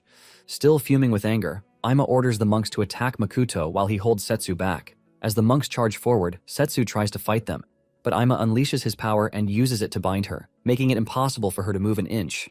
He then proudly tells her to watch as her beloved Makoto is hacked miserably by his monks. Refusing to let anything happen to Makoto, Setsu tells him to run, but Aima lets her know that it's useless. He also taunts her for being weak and unable to protect anyone. Aima's taunts get to Setsu as she starts blaming herself for underestimating him and putting Makoto in danger. But on the other end of the road, Makoto is completely unfazed as the monks charge towards him, determined to murk him. But to their shock, Makoto effortlessly grabs one of them by the head while crushing the other with his feet. With his cloud shadow steps, Makoto wipes the floor clean with the two baldies, leaving Setsu completely stunned by his powers. With that single kick, Makoto crushes the chubby baldy, while the other monk wonders how he isn't a match for Makoto, even with all his years of training and talismans. Unfortunately, before he can finish analyzing, Makoto suddenly appears behind him and finishes him with a single punch. Aima is stunned by Makoto's speed, as no ordinary human can move as fast as he did. At that moment, he realizes that Makoto might be a cultivator. Setsu is also surprised and wonders if Makoto is truly a cultivator. However, Makoto has no plans of playing Q&A, and as he inches closer to Aima, he reveals that he has been looking forward to meeting him. Makoto recounts how Aima has been targeting him, from locking him up in prison with an assassin to using Hashimoto as a hired gun. He also reveals how Aima kidnapped his friend, Shizuru, and murked his precious dog. While Aima is terrified as Makoto gets closer, oozing spiritual energy, Makoto adds that he has been looking forward to crushing him since Aima has been clinging to him everywhere like a pesky little fly. Regaining his composure, Aima decides to fight back even though Makoto might be a cultivator. He then activates what he considers the shadow arts and explains that he never planned on using them so soon because the price is too high. Once his power is activated, Aima uses it to suck the essence of the two monks lying lifeless behind Makoto and Setsu. Seeing how far the shadow art reaches, Makoto realizes that it has a transfer function and wonders if it was a technique created by the people in this world. Aima boasts that he will now make the monks a part of him since all he needs to complete the shadow art is to absorb one cultivator. But since there are two of them, Aima is over the moon that his power will go off the charts. After emptying the monks, he excitedly brandishes his newfound powers, claiming that he's now a legendary first-stage cultivator. But no matter how terrifying Aima's new digs look, Makoto remains unimpressed or moved by them. But Aima, believing that Makoto is no longer a threat, prepares to show off the extent of his new power. Setsu, on the other hand, is terrified of Aima's powers and blames herself for dragging Makoto into this mess. To save him, she barks at Aima, telling him to let Makoto go since the whole beef is because Aima is obsessed with her. But this only infuriates Aima, seeing his girl defend a trash like Makoto. Enraged, he ignores her plea and immediately attacks while Setsu screams for Makoto to run. However, Makoto refuses to budge as Aima's strike crashes into him, but to their shock, Makoto effortlessly dodges the attack, leaving Aima puzzled and wondering how he did it. Makoto then taunts Aima's trashy first-stage cultivation, revealing that it's mid, and with the snap of a finger, he unleashes a terrifying pressure, making Setsu realize that he's actually far stronger than Aima. With only a single kick, Makoto almost makes Aima puke out his gut. However, Aima refuses to back down and charges forward towards Makoto with another powerful attack, but Makoto easily dispels the attack. Aima then tries to absorb Makoto's essence while hurling insults at him for being a worthless trash who was expelled by his family. But even this doesn't move Makoto, as he dispels the attack and calls Aima's shadow art trash before punching his fist into the ground. With that single strike, Makoto captures the insect that was supposed to absorb his essence. Basically, the shadow art uses spirit insects as parasites to drain spiritual energy. But with a single snap, Makoto effortlessly crushes the insect, completely destroying Aima's so-called power. Aima is devastated by this and, like a wimp, cries out, questioning why a failure kicked out of a noble family is better than him. Refusing to be defeated by someone lower than him, Aima boasts about his family's power and even mentions that his great-grandfather is some powerhouse. He warns Makoto that his great-grandfather, who belongs to the Hidden Shadow sect, will definitely retaliate if anyone harms him. Hearing this, Makoto realizes that his earlier theory is true, and powerful cultivators truly exist in this world. Seeing the look on Makoto's face, Aima is pleased with himself, thinking he has succeeded in securing his safety. He begins to taunt Makoto again, but to his shock, Makoto starts edging closer, scaring him. However, Aima continues to throw his weight around, hoping Makoto will listen to his warnings. When the threat doesn't work, Aima realizes he has truly messed up, so he starts begging, asking Makoto to forgive him, but Makoto ignores Aima's plea and decides to end him by pounding him into the ground with a single powerful punch that almost blows Setsu away. After the dust dies down, Makoto informs Setsu that he received word that her Aunt Nana has been safely handed over to her family, the Hoshisu clan. Setsu thanks Makoto for helping and expresses her surprise that he's not an ordinary dude as she expected. However, deep down, Setsu feels like a fool for underestimating him and trying to play the hero. Makoto assures her that even though she didn't get him involved, he already planned to handle Aima alone. He reveals that he has already gotten what he came for and pulls off Aima's ring, which is a vessel of spiritual energy. Makoto carefully studies the ring and realizes that it's something only a 4th-level cultivator can craft. Setsu then asks him why he was kicked out of the Yamori clan even though he's clearly powerful. She explains that he could easily become the head of the family if he were to show only a fraction of that power. However, Makoto tells her that he wants nothing to do with the Yamori family anymore. He also explains that he can only be classified as strong when he reaches the 3rd stage of cultivation and further awakens his powers. Hearing this, Setsu makes up her mind to also work towards that goal, no matter what it takes. To do that, she plans to break free from the Amatani family control and become a true cultivator. After a moment of awkward silence, Makoto pulls out a pill to fix the problems with Setsu's body since he had initially promised to help her. He explains that it's a dispersing spirit pill that can release the rampant spiritual energy inside her body. However, Setsu is not too happy to hear this, because that would mean that her dream to become a cultivator will end before it even begins. Makoto tells her that her body is already flawed because of the training she received, and if she doesn't take the pill, her lifespan will be shortened. Despite the warning, Setsu still hesitates because taking the pill means she will return to being just an ordinary person again. But to her surprise, Makoto lets her know that it won't happen as she expects. He explains that taking the pill is only the next step to learning what real cultivation looks like. A few days later, Setsu arrives at Makoto's house with her luggage looking like a very pretty homeless wet puppy. She then shyly reveals that she brought her belongings and will be living with Makoto as planned.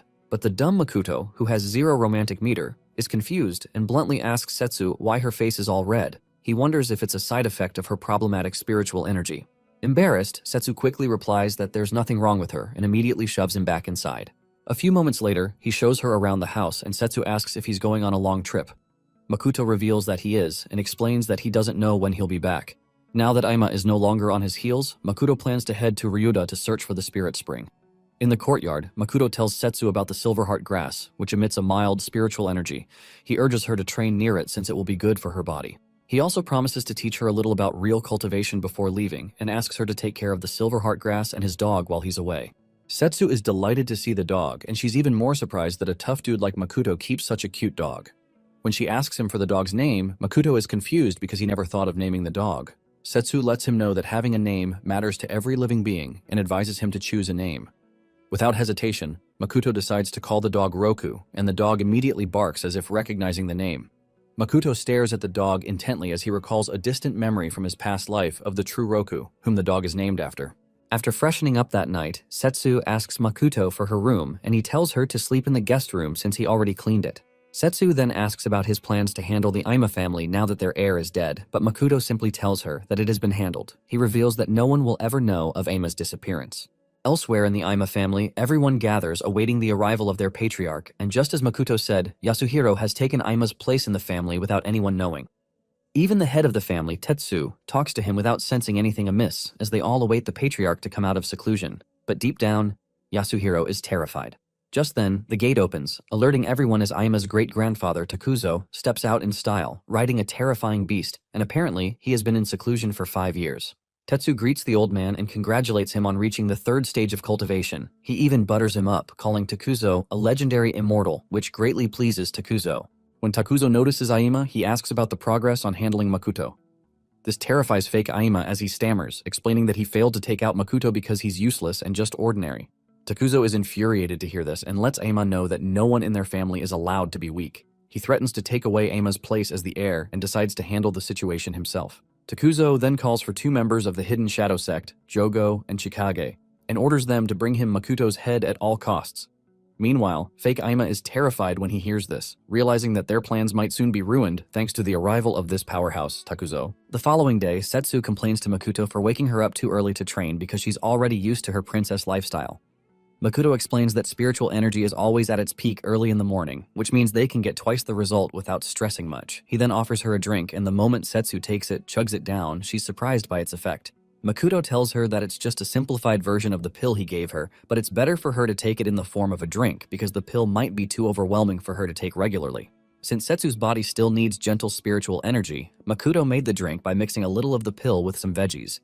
Back in his former world, this recipe was used for underdeveloped babes, so Makoto did this because the human body in this current world is too fragile. Afterwards, he tells Setsu to get ready to head out as he plans to teach her about real cultivation. A few moments later, they end up in the park, and Setsu is embarrassed as people stare at them for being weirdos. She wonders if they have to train in the open, and Makoto explains that places like this, close to nature, are the best for getting spiritual energy. Soon, a couple of old geezers gather nearby, watching them and wondering if they're cultivating. Some of them even praise Makoto and Setsu as couples who indulge each other in their whimsical endeavors. Hearing this, Setsu burns red with embarrassment as she wonders how what they're doing looks like a couple activity. Makoto soon notices that she's distracted and calls her attention, instructing her to concentrate. He explains that she needs to gradually feel the spiritual energy around her instead of forcing it, which was what previously damaged her body. Makoto further adds that the human body has a function that normally protects it from spiritual energy. However, Setsu destroyed that function by forcing things on her own, which caused violent energy to be mixed into her body. He explains that cultivating spiritual energy is simply increasing the purity of the energy entering the body and making it invigorate the body. Makoto tells her that the only difference between the two of them is how they utilize that energy. While the cultivators of this world are able to utilize only about 40% of the total spiritual energy, Makoto's cultivation method can use 100% of it. Makoto continues to instruct Setsu, telling her to channel the spiritual energy through her mental power, which exists around the forehead. He then advises her to focus and sense it before absorbing the spiritual energy. However, as Setsu tries to practice the technique, she hits a block and starts sweating because of the mental block caused by her messy family ties.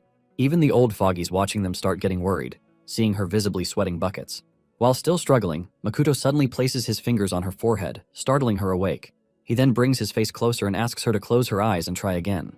Makoto instructs Setsu on how to use his mental power to sense the energy, but Setsu is too flustered by his near proximity to focus on anything he's saying. However, she closes her eyes while the old foggies from earlier blush watching the two of them. A few minutes later, Setsu finally gets the hang of it and begins to sense the spiritual energy around her using Makoto's mental power, which she finds mesmerizing. Makoto then explains that the spiritual essence in this world is thin, and that is why it can't be seen with the naked eye. After the exercise, Makoto shuts off Setsu's spirit platform and ends the training, after which he tells her that she can reach the Chi Refinement Stage 1 if she keeps sensing and absorbing the spiritual energy just as he taught her. Upon returning home, Setsu finds herself unable to stop thinking about how close Makoto's face was earlier during training. Frustrated, she decides to focus on training instead of petty matters of the heart. 1 week later, Makoto prepares to head to Ryuta for his quest to find the spiritual spring. He arrives at the location where he's supposed to get a ride, but doesn't see anyone, making him wonder if he came too early. After a week of training, Setsu is able to sense spiritual energy on her own, so Makoto left, hoping she could reach Stage 1 on her own. Besides, he believes that her current ability is sufficient to leave his precious roku and herbs in her hands while he's away. A few moments later, a bus pulls over, and Makoto boards it while the driver looks at him suspiciously as he wonders why a student is going to such a dangerous place. He then tells Makoto to sit wherever, and Makoto quietly studies his new surroundings before picking an empty seat to relax and wait for his adventure in Ryuta. Back in the city, Takuzo's henchmen, Jogo and Chikage, soon arrive, and Jogo announces that he already got Makoto's address, so all they need to do is take him out. He grins wickedly as he looks forward to enjoying this mission because it has been almost 30 years since he last had this type of fun. Elsewhere, Shizuru finds herself thinking about Makoto while fiddling with the talisman bracelet he gave her. Makoto had given it to her for protection while he was preparing to leave. He had carved talismans into the beads and instructed her on how to use them in case she was in any danger. Just then, Shizuru's assistant, Ogata, calls out to her, ending her train of thought. She explains that she has been talking but noticed that Shizuru was more interested in the bracelet than their conversation. Ogata then teases her about the bracelet, pointing out that she must like it so much because it's from Makoto. Flustered, Shizuru threatens to send her to mine in Africa for teasing her, causing Ogata to beg for her dear life. Meanwhile, it has been 6 hours since Makoto's departure, and he quietly studies everyone in the bus. Suddenly, the bus halts abruptly, causing the passengers to bark at the driver for driving recklessly. Just as the driver assures them that the bus is safe, the door is violently forced open by a group of hoodlums carrying machetes. Realizing that the hoodlums work for a man named Hanadate, the driver tries to tell them that the bus is under the protection of a mob boss named Kameguchi, but before he can finish, one of them stabs him, causing an uproar amongst the passengers. He then orders everyone to get off the bus and reveals that they're searching for someone. He also threatens to end anyone who refuses to cooperate with their inspection. Meanwhile, Makoto quietly watches the commotion and has already figured that they're searching for the hooded dude with a briefcase. Makoto keeps his head down, not wanting to be dragged into another mess, but one of the hoodlums suddenly notices him and orders him to stand up. He finds Makoto suspicious and commands him to hand over his bag for inspection, but Makoto doesn't respond. So, the leader of the gang orders the dude to simply take out anyone who refuses to cooperate instead of wasting time. The dude then brandishes his machete as he prepares to swiftly finish Makoto, but to his shock, he finds the seat empty, leaving him confused. Suddenly, a soft breeze blows behind him, but before he can figure out what's happening, Makoto appears from the shadows and takes him out with a single punch. He then taunts the remaining to come at him at the same time, but before they can even land a strike, Makoto annihilates every single one of them and even beheads one with his bare fist, leaving their hooded target completely stunned. After piling out the corpses of the hoodlums from the bus, one of the passengers tries to repair the vehicle, but realizes it's damaged beyond simple repairs. Another one curses under his breath, realizing they're stranded in a dangerous forest with no signal or a way to escape if a wild, dangerous beast appears. The passengers soon begin to panic, while Makoto quietly observes the whole scene from afar, planning his next move. Even though he can get out of the forest alone, Makoto is worried that he needs a new guide to help him get to Ryuta. Suddenly, the hooded dude from earlier calls out to him and offers to be his guide in exchange for his protection. However, Makoto bluntly refuses the offer, but the dude refuses to back down and tries to bargain. But Makoto suddenly reveals that the hoodlums earlier were targeting whatever is inside the briefcase, so he has no right to be negotiating with him. Makoto then gives him a terrifying glance, causing the dude to swallow his words. Still, the hooded dude stops Makoto from leaving and takes off his disguise, revealing that she was a woman all along. She then introduces herself as Fuyu and tells Makoto that his purpose for going to Ryuta must be something unrelated to money. She confidently takes out a small vial containing spirit liquid and shows it to him, asking if that is what he's searching for. A few moments later, a couple of Land Rovers arrive at the scene, making the passengers happy that someone from Kameguchi's camp must have come to save them. However, when one of the passengers approaches the vehicle, a shot rings out, taking him out. Afterwards, the boss, Hanadare, steps out of the car, proudly informing the passengers that Kameguchi is not coming to save them. Just then, the only surviving hoodlum from earlier is brought to meet his boss, and he apologizes to Hanadare, who simply asks about Fuyu's whereabouts. The bruised-up dude replies that he doesn't know, and explains that someone single-handedly took down his comrades. Hanadare finds it hard to believe and threatens to end him if he's telling a lie. But one of the passengers confirms the story and even offers to show Hanadare Makoto and Fuyu's escape route if he helps them out of the forest. Hearing the sweet deal, more and more passengers happily offer to serve as witnesses, and one of them reveals that the hooded dude was actually a woman because he could tell from her smell. Hanadare is pleased to hear all this and urges the passengers to keep talking. One of them confidently points towards where Fuyu and Makoto left earlier, but he mentions that they may already have been devoured by wild beasts. One of Hanadate's men tells him that Fuyu must have gone into the next town to see someone named Kunieda. Hanadate immediately orders his men to head to the next town while the passengers frantically beg him to help them since they gave him the information, but Hanadate signals to his men to end everyone. As his henchmen turn to face them, the passengers begin to tremble, realizing the consequences of making a deal with the devil. While shrill screams from the passengers fill the forest, Fuyu and Makoto arrive safely in town. Fuyu then warns Makoto not to use his power unless it's absolutely necessary, and when he asks why, she explains that it's to avoid drawing unwanted attention. Fuyu also explains that it's to protect Makoto's identity, because his power will make it clear that he knows the secret behind the spirit water, which would make him a target. Makoto agrees to keep his powers hidden, and just then, Fuyu notices Kunieda, the old guide she's searching for. Kunieda happens to be a guide who provides transport for people heading to Ryuta. Fuyu asks him if he can quickly help them get Ryuta, and Kunieda lets her know that he already has a transport ready to leave town. Fuyu then explains to Makoto that Kunieda is quite influential and knows the safest route to Ryuta. She reassures Makoto that he can be trusted since he has also helped rescue people from Ryuta before. Kunieda tells them to head inside his shop and wait a little, but before they can move, a group of gamblers arrives, demanding that Kunieda repay his outstanding debts. They even threaten to confiscate his transport vehicles, which were used as collateral. Hearing this, Makoto becomes weary, sensing that things might get complicated again. Kunieda tells the boss, Yamai, that he's busy and begs him to come back later, but Yamai refuses to leave until he gets the money. Fuyu is confused by the whole situation because she knows that Kunieda hates gambling and would never use his cars as collateral. Kunieda then barks at Yamai for deceiving him when he was down. Apparently, Kunieda needed money, so Yamai backed him into a corner and forced him to borrow from a loan shark. However, Yamai is not remorseful as he reminds Kunieda that he signed an actual contract. He reveals that Kunieda borrowed 10 million yen from his gambling hall to treat his wife. Hearing this, Fuyu worries that she's out of time, and if Kunieda's car is confiscated, they might be sitting ducks waiting for Hanadate, so she offers to pay off the loan.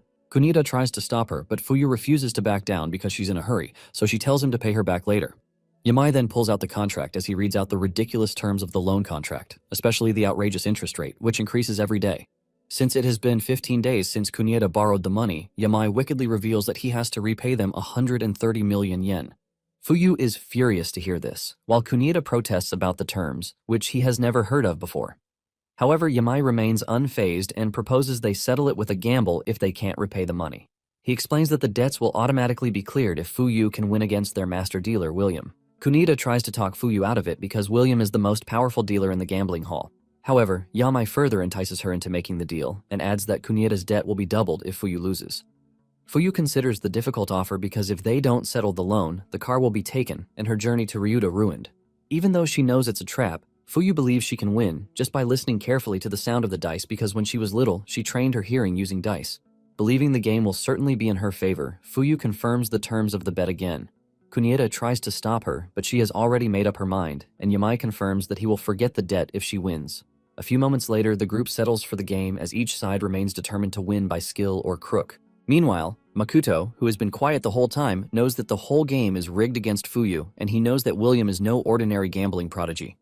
Makuto's analysis was spot on because William has been gambling since he was still in diapers, so his skills are incredible. William believes that winning a dice game against an amateur like Fuyu is easy as long as he has the secret button from his master, which he wears on his sleeves. The game soon begins as Fuyu rolls the dice and William asks her to choose first between even and odd. Yamai and his henchmen taunt her, telling her not to complain if she loses since she's the one throwing the dice. However, Fuyu is confident as she reminds them not to laugh too early before focusing on her hearing to count the dice.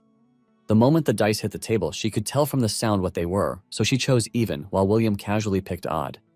Once she opened it, the total number turned out to be even, making Fuyu confident in her skills. This also reassures Kunieda that Fuyu can win the next one, but Yamai and his boys remind them not to celebrate too soon.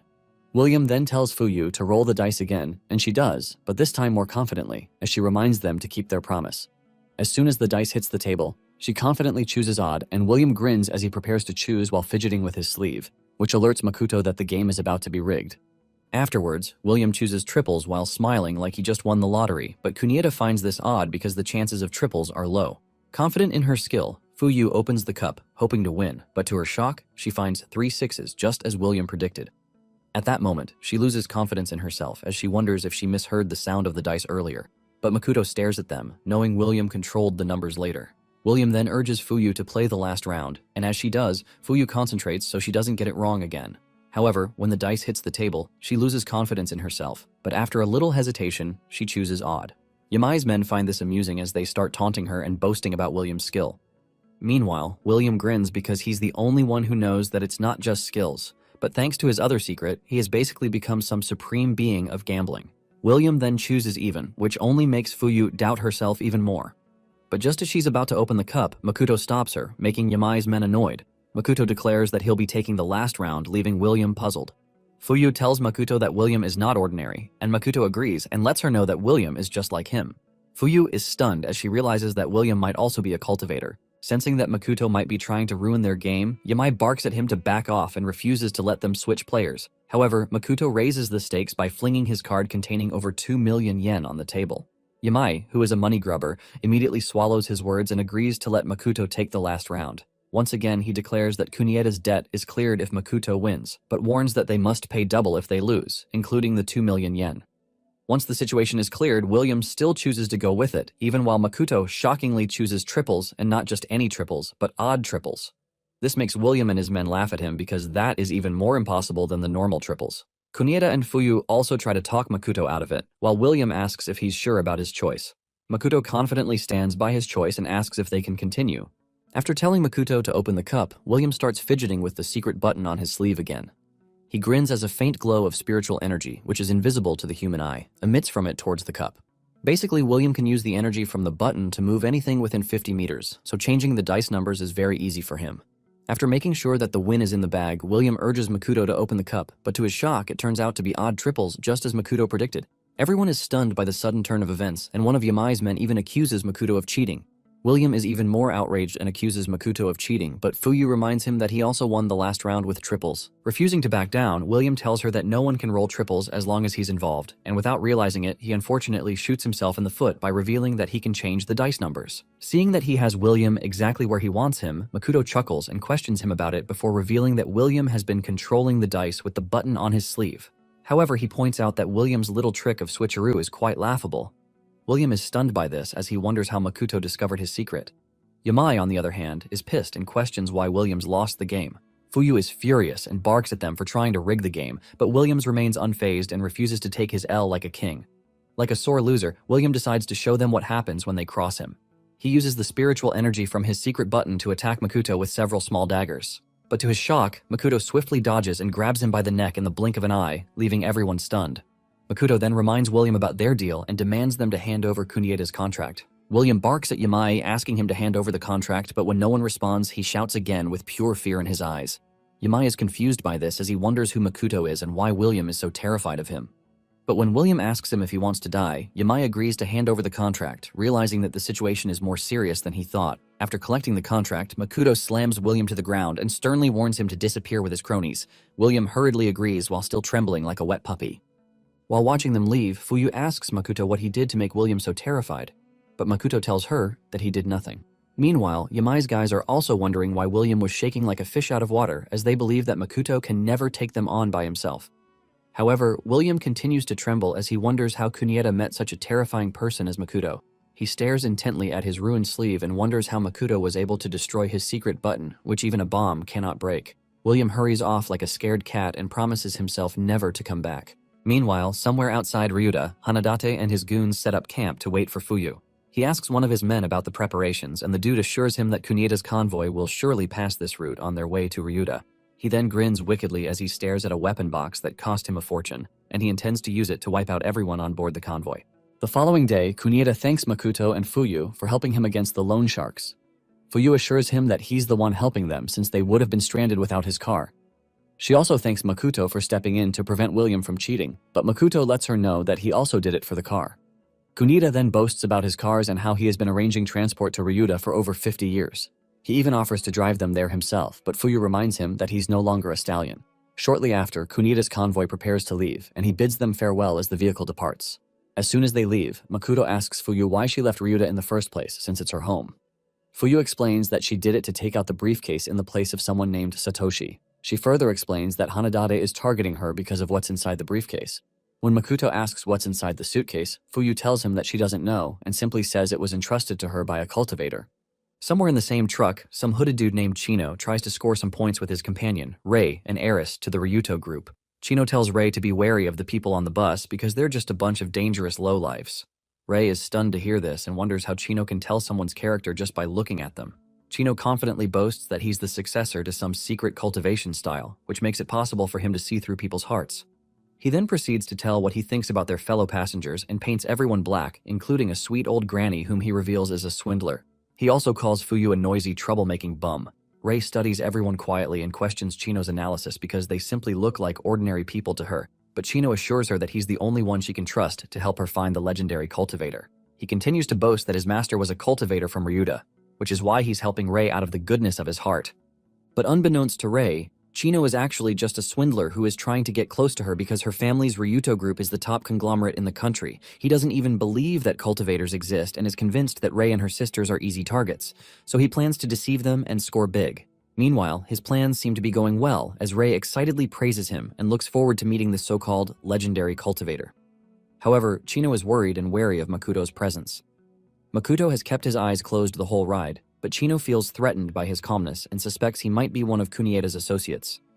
Chino scoffs, wishing he could get a chance to show off to Makoto, and as if the universe sensed his wish, a tree suddenly falls in front of the convoy, derailing one of the trucks. The rest of the trucks also stop abruptly, making everyone panic as Hanadate and his goons emerge from the bushes with machetes. They then order everyone to step down while Hanadate's right-hand guy confirms that the convoy belongs to Kunieda. He assures Hanadate that Fuyu is definitely inside with the guy who helped her escape. Unfortunately, he didn't see Makoto's face, but assures Hanadate that they can identify him by searching all the passengers one by one. A few minutes later, the leader of the convoy tries to reason with Hanadate and offers him a cigarette as he mentions that the convoy belongs to Kunieda. But Hanadate's dude slaps the cigarette out of his hand and warns the man to bring out all the passengers. Before the convoy leader can protest, Hanadate severs one of his ears. Seeing the bloody scene, some of the passengers immediately begin to panic, knowing that the gang means business and they might all end up as sausages in the end. The convoy leader screams in pain, but Hanadate warns him not to even squirm and threatens to finish him off if he makes a sound. Just then, a shriek rings out from the last truck as some of the gangsters harass Rei, tearing off her cloak. Seeing how pretty she looks, they light up like predators who just found prey. Rei calls out to Chino for help, but he hides in the background, refusing to play hero for any damsel. Meanwhile, Makoto quietly studies the situation, and Fuyu tells him to lie low since the gangsters have guns, and a cultivator can't be faster than a bullet. Makoto realizes that the gangsters must be part of the group that attacked their bus the last time. In the meantime, the sweet old lady whom Chino swore was a swindler defends Rei and mocks the gangsters for picking on a girl. Rei calls out to Chino again, reminding him that he's supposed to be the descendant of a cultivator. She also reminds him that he took money from her father to protect her. Still trembling, Chino quietly prays that Rei shuts up before she draws any unwanted attention to him. Unfortunately, Hanadate has already heard them and finds it amusing that Chino is a cultivator. He decides to test out the theory by making Chino take a bullet, but Chino hurriedly falls to his knees, trembling like a wet puppy. He explains that he's no cultivator and accuses Rei of framing him. Rei is surprised to hear this and explains that Chino is supposed to be a cultivator, and he claimed he would help her find the legendary cultivator who can cure her grandfather's illness. Chino barks at her to stop talking and reveals that he's just a con artist. He then tells Hanadate that Rei is loaded and they can get a fortune from her family if they abduct her. Rei is devastated as she realizes that she's been played for a fool. Although Hanadate loses interest in the whole game, his attention is suddenly drawn to Makoto, who had been trying to remain undetected. He points the gun straight at him and tells Makoto to get on his knees and beg for his life. Without any warning, Hanadate fires the shot, but Makoto remains unfazed. Everyone jumps out of the way except for Fuyu, who jumps right in front of Makoto, shielding him from the bullet. Before Makoto can react, the bullet hits Fuyu, leaving everyone shocked that Hanadate actually tried to murk someone. Makoto, on the other hand, is more surprised that Fuyu tried to protect him. Fuyu musters up her last strength as she tells him that she did it to repay the favor. She then apologizes for not finishing her mission, but before she can draw her last breath, Makoto heals her right there and assures her that she can't die on his watch. Fuyu is stunned as she immediately recovers from the shot while Makoto, now pissed, prepares to keep everyone alive. Hanadate is stunned by the whole scene, and after confirming that Makoto is truly an immortal cultivator, he grins wickedly, wondering what it would be like to murk a legendary immortal. Unfortunately, his smugness doesn't even last for more than a second because before he can take another shot, Makoto swiftly shatters the bones in his right hand, leaving him screaming like a wimp. Afterwards, Makoto assures him that he'll be able to experience what it feels like dealing with a true cultivator, while Hanadate falls to the ground screaming in pain. Meanwhile, Chino is stunned that cultivators actually exist, so he decides to escape before Rei remembers him. He also plans to run as far as he can because Rei's family will probably hunt him down. In the meantime, Hanadate orders his crew to finish Makoto, but before they can even move a muscle, Makoto effortlessly sweeps through, taking them down like a wrecking ball. Suddenly, one of them starts shooting at Makoto from a battle tank, but Makoto easily dodges the bullets and with a single strike, effortlessly destroys the tank as if it were built with Legos. This immediately makes the remaining henchmen tremble, making them wonder how they're supposed to go against a monster like that. Seeing they have no shot at taking down Makoto, Hanadate's right-hand dude wonders if it's time to take out his newly acquired weapon. Unfortunately, before he can even finish that line of thought, Makoto quietly appears behind, finishing him off. Somewhere nearby, Chino shrieks when he hears the shout from Makoto's latest victim. Soon, he finds himself in Hanadate's camp and decides to look for a car for his escape. Suddenly, he trips on a box and falls face down to the ground. Instead of continuing his escape, Chino's greed gets the better of him, so he decides to check it out, and it turns out to be a brand new rocket launcher. He quickly closes the box and decides to escape first before anyone catches up to him. But just as he starts to walk away, Chino stops in his tracks again and turns to stare at the box while weighing his next move. Meanwhile, back on the road, Hanadate's men have been cleared out except for him. The moment Makoto comes closer, he starts to tremble, but still manages to mouth off threats. He boasts that no one can murk him because he has many powerful backers, but Makoto remains unmoved, as this reminds him of another loudmouth who tried to show off in front of him.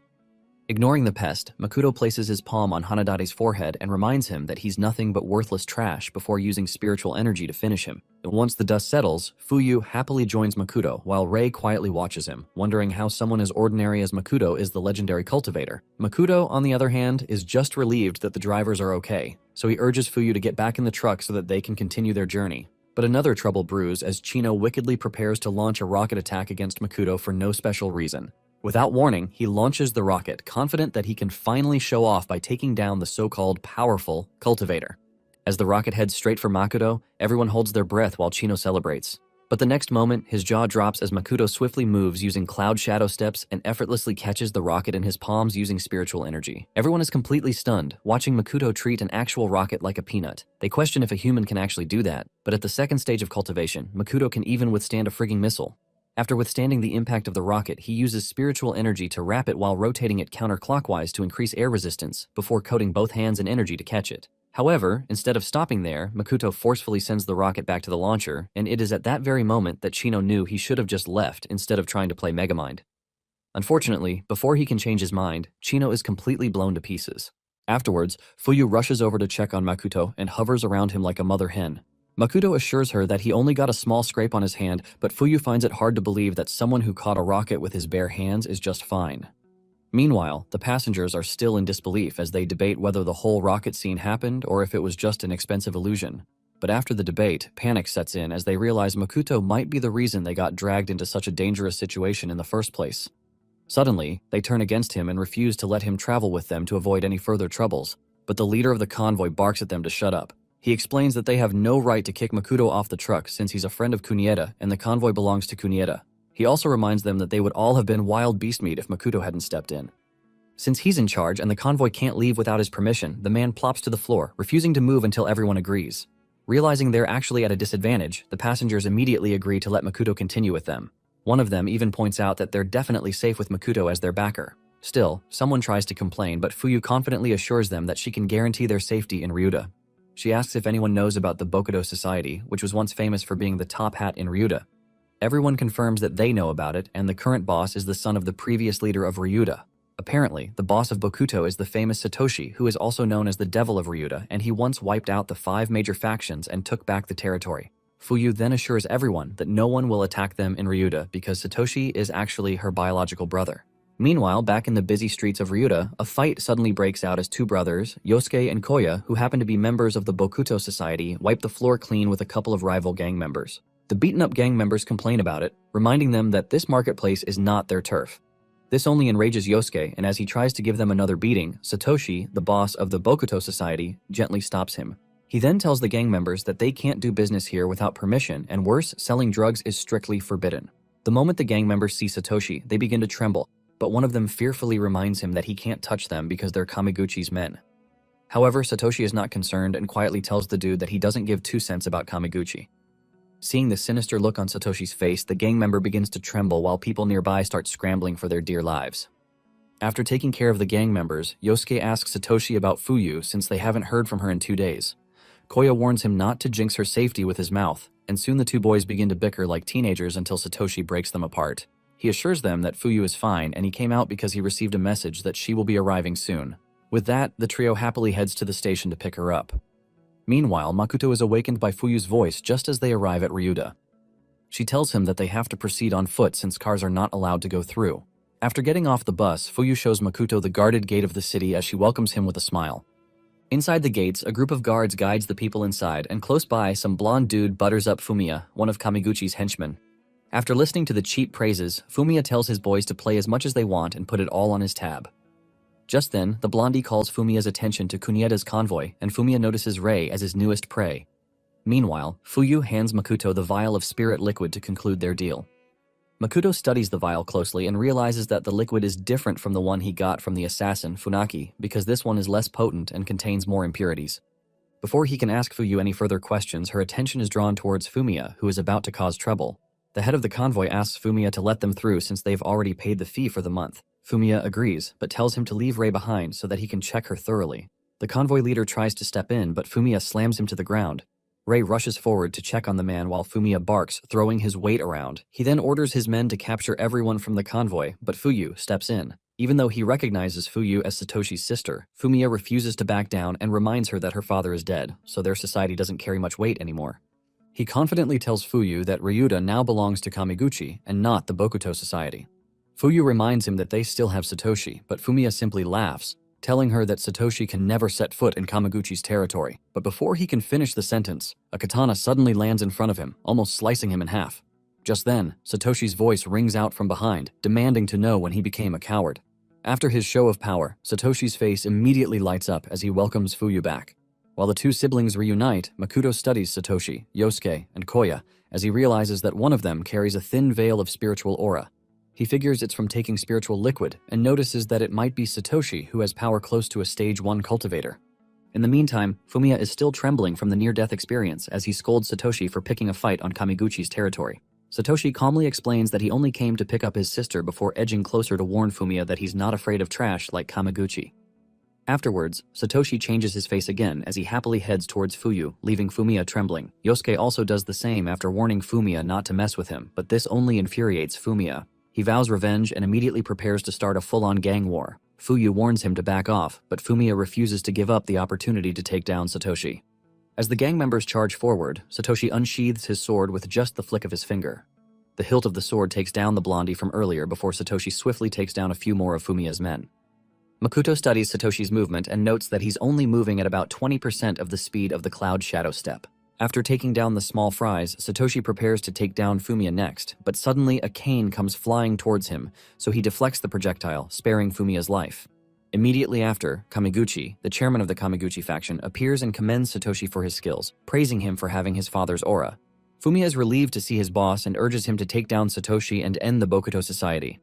Koya warns them that starting a fight will alert other outside factions eyeing Ryuda, and that might cause the city to collapse. Kameguchi assures them that he has no plans of starting a gang war, and he only came to congratulate Satoshi on his family reunion. Kameguchi's right-hand man Takagaki then orders Fumiya and the gang to let Satoshi and his people pass through. Yosuke and Koya are surprised to hear this, while Fumiya is stunned as he questions Kameguchi's decision. He points out that letting Satoshi go will only make the Bokuto society more arrogant. Without warning, Kameguchi puts a bullet through Fumiya's ear as a warning to remind him who's the boss. Afterwards, Satoshi thanks Kameguchi for being such a good sport and sets out with Fuyu, Makoto, and the rest while Kameguchi quietly watches them, visibly uneasy. It turns out that he arrived 2 minutes ago and was planning to let Fumiya fight Satoshi to the death. He had asked his right-hand man Takagaki about the probability of them winning the fight, and Takagaki explained that they have a 70% chance without Satoshi. However, with Satoshi in the mix, they have a 50% chance, but at that moment, their chance of winning is less than 50%. Kameguchi was stunned to hear this because Takagaki is a cultivator, so their chances should be high. Takagaki then reveals that it's exactly because of his training as a cultivator that he can accurately sense danger. He trembles as he points out that Makoto, who came in with Fuyu, is even more dangerous than any firearms. Takagaki further adds that every cell in his body is currently telling him not to go near Makoto. Moments later, Makoto arrives at the Bokuto Society hideout and Fuyu tells him to use the room upstairs. Satoshi also offers him a drink and thanks him for looking after Fuyu during her journey. Makoto then tells Satoshi that he has a question to ask and pulls out the spiritual liquid. He asks where it was obtained from, but Satoshi's face darkens as the vial is supposed to be in Fuyu's possession.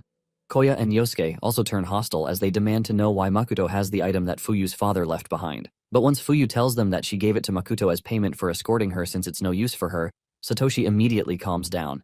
He tells Makoto that the vial was left by their missing father, so he doesn't know the source of the liquid. Makoto is a bit disappointed, realizing the trail has gone cold again. Seeing how interested he is in the liquid, Satoshi asks Makoto if he's a cultivator. Everyone is surprised when Makoto confirms it, but Fuyu tries to step in, knowing her brother is up to no good. But before she can step in, Satoshi excitedly asks Makoto to duel with him.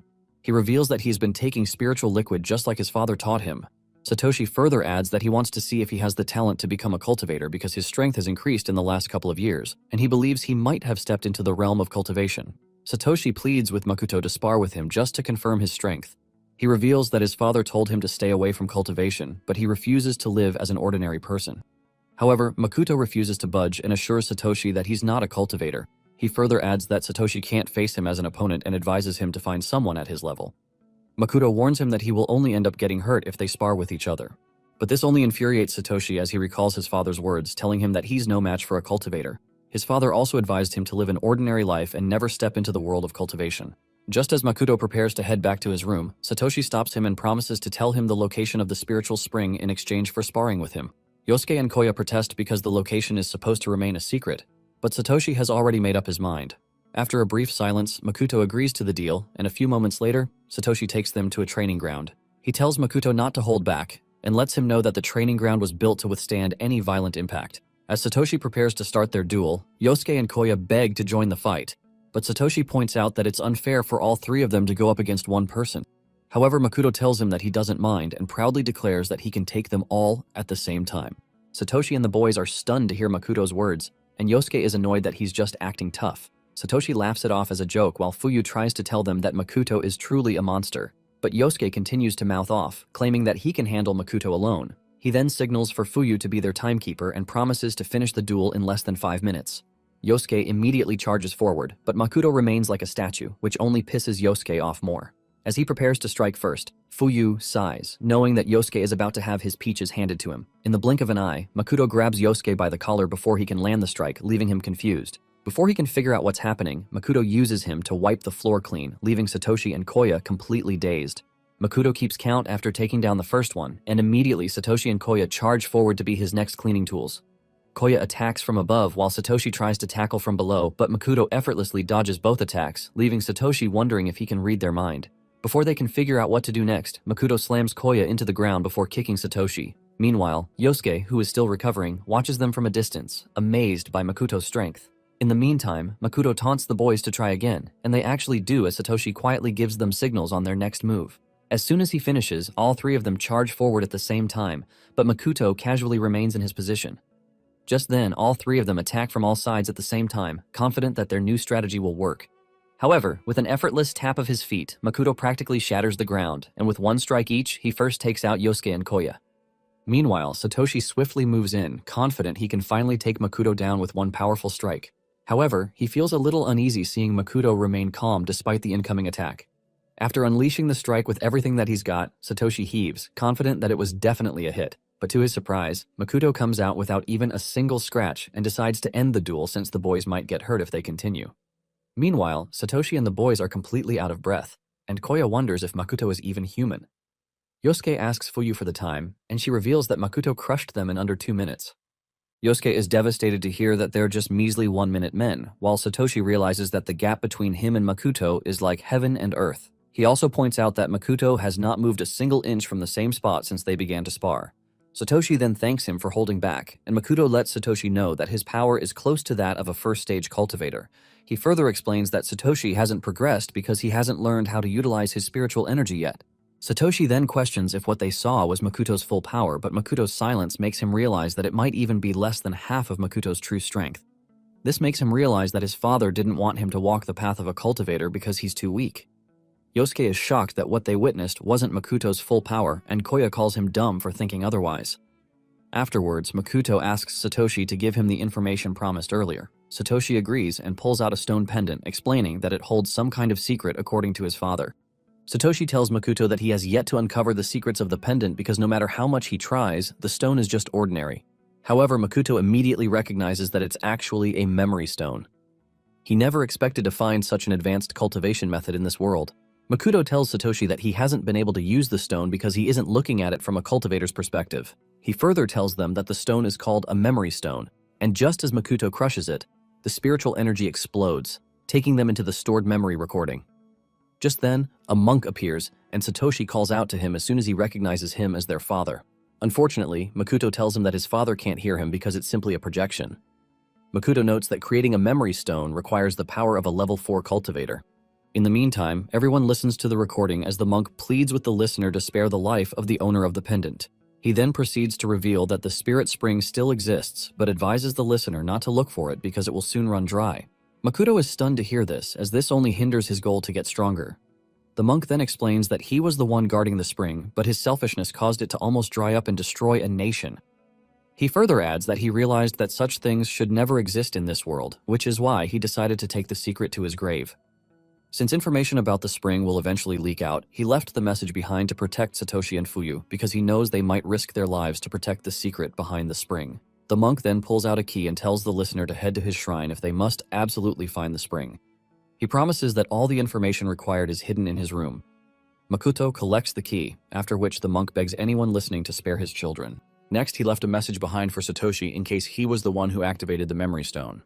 Fuyu bursts into tears as she listened to her father apologize for going out to buy milk and never returning. He then urges Satoshi to stop searching for the spirit spring and live a peaceful life with his siblings. With that, the recording ends, and as the image begins to vanish into thin air, the monk apologizes to Satoshi again, leaving him devastated. After the heart-wrenching adventure, Satoshi and his family sit quietly, taking in their father's words as they realize he's not just missing, but dead. Makoto comforts Satoshi in his own weird way. Satoshi then thanks Makoto, after which he informs him that their father's shrine is located where he grew up with Fuyu, and only the two of them know its location.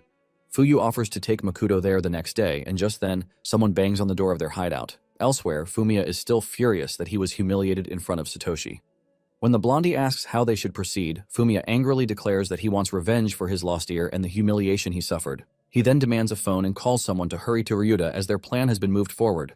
The person on the phone hesitates, pointing out that the whole situation now involves a dangerous person, but Fumiya refuses to back down and assures him that he will handle it. Elsewhere, several groups of goons prepare to follow Fumiya's plan, just as a knock rings out behind the Bokuto Society hideout, startling them and keeping Makoto very alert. As the knocking continues, Fuyu wonders who would come to their place so late at night. Satoshi also wonders if the guards stationed outside couldn't handle the sudden visitor. Instead of speculating, Makoto quietly opens the door but is surprised to see Rei outside. She apologizes for disturbing them, while Satoshi, who doesn't recognize her, questions why she came to their place so late at night. However, Fuyu lets him know that Rei actually traveled with them. Makoto is stunned when Rei reveals that she came to see him, after which she begs him to save her grandfather. Rei explains that he has been sick since he came back from abroad, and no doctor has been able to find the cause of his illness. Even though it has recently slowed down, Rei tells Makoto that her grandfather doesn't seem to have much time, and only a legendary cultivator can help him. Makoto considers helping her since it's just a side quest for some extra bucks, but his top priority is the spiritual spring. As if sensing his hesitation, Rei quickly offers him her family's heirloom bracelet as a deposit. Makoto lights up as he recognizes that the bracelet was made out of purple heart vine, a plant that only grows with very strict environmental requirements. Basically, it only grows next to a spiritual spring as a companion plant, and for ordinary humans the plant extends life, but it helps cultivators refine spiritual energy. Makoto knows that the purple heart vine can help speed up his cultivation, but since he's out of healing talismans, he can't help Rei's grandfather. However, he agrees to help, but lets Rei know that her grandfather's case might be slightly delayed. He tells her to leave her contact information and promises to call her after handling his important business. Rei agrees to Makoto's terms and hands him the bracelet, which he studies intently and decides to investigate its source later, since it's closely related to spiritual springs. A few moments later, Fuyu asks Rei about her family as she recalls that Chino mentioned that Rei was from a rich family. Rei then reveals that her father is Zanryu, the chairman of the Ryuto conglomerate, ranked top 5 globally. Apparently, Zanryu gave about 35% of the group's shares to his youngest daughter, who is none other than Rei. Elsewhere, an internal gang war brews as Fumiya and his goons decide to betray Kamiguchi, their boss. Kamiguchi remains calm as he questions Fumiya for trying to bite his master, but Fumiya laughs menacingly, telling Kamiguchi to read the room. He boasts that his people have surrounded the place, but Kamiguchi calls him a fool for measuring strength by numbers. He then confidently boasts that he holds true power and orders Takagaki to take care of them. Takagaki agrees, and as he unsheaths his katana, which is disguised as a cane, Fumiya eagerly urges him to proceed. To Kamiguchi's surprise, the blade sweeps clean through his neck instead of Fumiya's. Takagaki proceeds to taunt him for not suspecting him in the first place, and Fumiya joins in the mockery. As his life flashes before his eyes, Kamiguchi realizes that he was betrayed by his most trusted right-hand man. When he questions Takagaki about the betrayal, Takagaki swiftly plunges the sword into his mouth, finishing him. He then laments that he did all the work, while Kamiguchi simply reaped all the benefits while playing Godfather.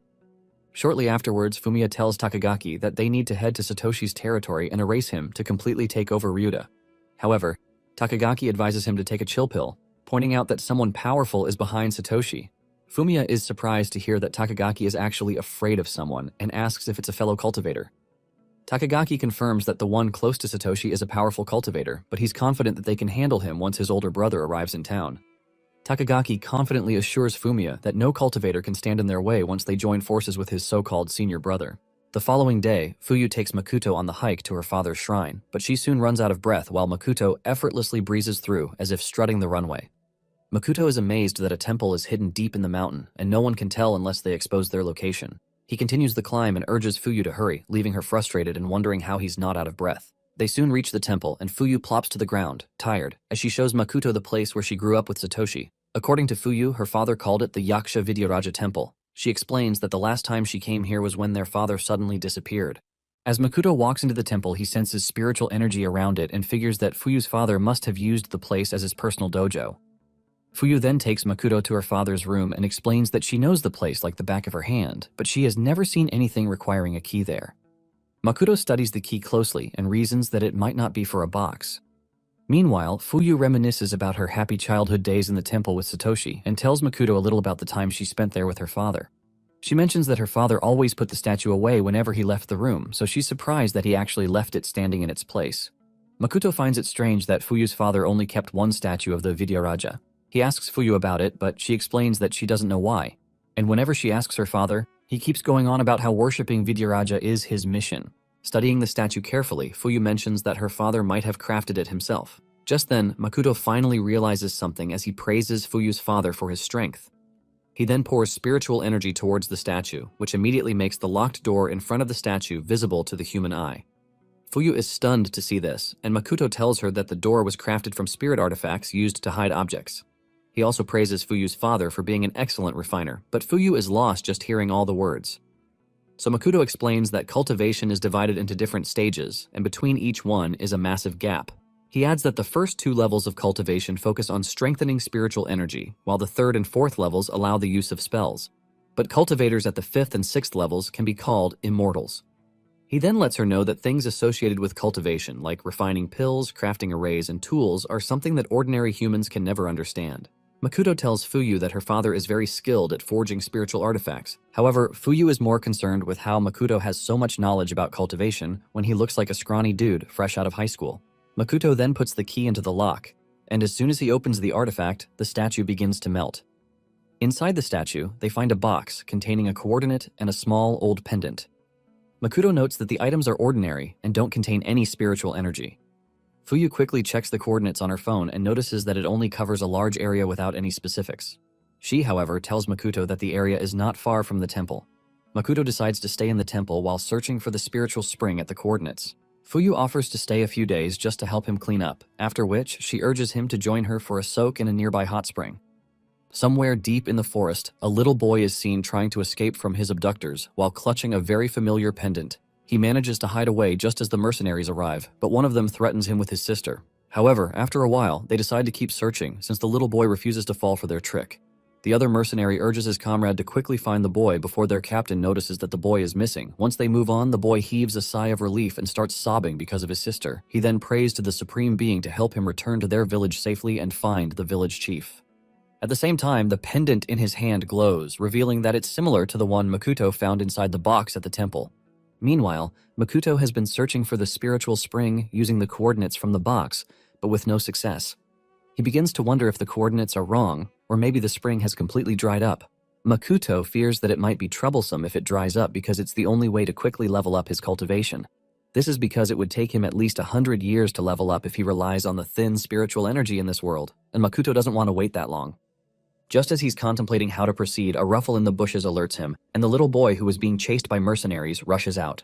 Just as Makoto is wondering what he's doing so deep in the forest, the boy warns him of an incoming danger. This makes Makoto very alert, and just then, several mercenaries arrive. Thinking Makoto is trying to help the boy escape, one of the mercenaries warns him not to meddle, but another casually tells him to murder Makoto. However, Makoto remains calm because Fuyu already told him that the area is constantly plagued by dangerous mercenaries. Just as one of the mercenaries smugly prepares to end Makoto, the boy tells him to run, but Makoto remains unconcerned. However, before the bullet can leave the gun, Makoto swiftly charges forward and grabs the gun. The mercenary is still puzzled and wonders whether Makoto is even human. Makoto angrily tells the dude that he's in a bad mood because he hasn't found what he's looking for, and people keep getting in his way with their guns. Makoto then effortlessly crushes the gun like a paper piñata, leaving the mercenary speechless. Another tries to attack him with a machete, but Makoto uses the remaining part of the crushed gun to defeat him. He then uses the machete to swiftly finish up the remaining two. At the same time, the boy watches in amazement as Makoto takes down the mercenaries without breaking a sweat, convincing him that Makoto must be the one his sister was talking about. Despite taking down the minor disturbance, Makoto is still annoyed because he hasn't found what he's looking for, only for some pests to annoy him further. Just then, the little boy calls his attention, excitedly asking if he's the great heavenly supreme being. His sister told him that this supreme being is very powerful, and after witnessing Makoto's power, the boy is convinced that Makoto is the one. However, Makoto rejects the title and tries to ignore him, but he refuses to give up and explains that his sister is the saintess of Spirit Pond Village. He then bows down, begging Makoto to save his sister, who had been abducted. Makoto figures that the same mercenaries chasing the boy must have taken his sister. To convince Makoto that he's telling the truth, the boy shows him the pendant and explains that it's his sister's token as the saintess. Apparently, the heavenly supreme being is supposed to recognize the token, and Makoto immediately recognizes it. He pulls out his pendant to compare it and realizes his pendant is actually older. Seeing this, the boy is even more convinced that Makoto is the one he's searching for. Makoto then asks him about the pendant, and he explains that it has been passed down through generations of saintesses in their village. Apparently, the pendant was from a supreme being. Makoto wonders if this supreme being is actually Fuyu's father. Realizing that the boy's village might hold the secret of the spiritual spring, Makoto is finally relieved that his 3 days of toiling weren't a waste, so he agrees to save the saintess first. Meanwhile, somewhere in the mercenary base, the little boy's sister, Wanchin, is about to be interrogated. Basically, Wanchin's village has been protecting the secret of the spiritual spring for over 1,000 years, and now she's being hunted for it.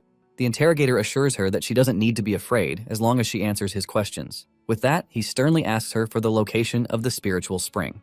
The following day, while heading to the mercenary base, the boy asks Makoto how he plans to rescue Wanchin.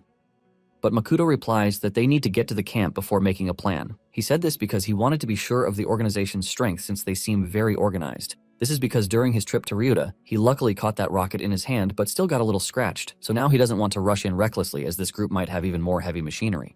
Makoto's thoughts are interrupted when the boy starts talking about how his sister helped plan his escape. Just then, they finally reach a cliff overlooking the mercenary camp, and he tells Makoto that they can't get any closer or someone might spot them. He assures Makoto that they're holding his sister somewhere in the camp. Makoto quietly scans the whole camp, and just as he thought, they had way too many heavy weapons. Seeing that there is no safer way to sneak in, he decides to use his wildcard, Aima's identity-changing ring. A few moments later, one of the mercenaries heads into a secluded spot for a smoke, and Makoto knocks him out. After pulling him into the bush, he uses the ring to change into the dude. Makoto is satisfied with the result, except that it requires touching the person being impersonated. Still, he's relieved that the ring doesn't consume spiritual energy, which is why Aima used it like his daily bread. Just then, a group of mercenaries calls their comrade, who went for a smoke, and Makoto quickly joins them, perfectly disguised. Later that night, Makoto quietly strolls through the camp, trying to figure out where the boy's sister is being held. Suddenly, a senior soldier, Captain Fang, stops him, asking why he's wandering about. He demands to check Makoto's identification, and Makoto quickly lies that he's searching for a place to smoke.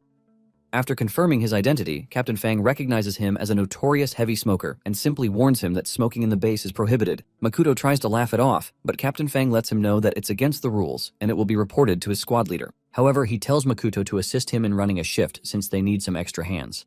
Makoto agrees, and as they head off, Captain Fang tells Makoto that their boss, Consul Liang, executed a couple of soldiers because a boy escaped from the base, so this is why they need more people to guard the prison. Makoto is relieved to hear this because the Saintess might be in this prison. Before heading inside, Captain Fang warns Makoto to be careful not to offend this Liang dude because he's no ordinary human.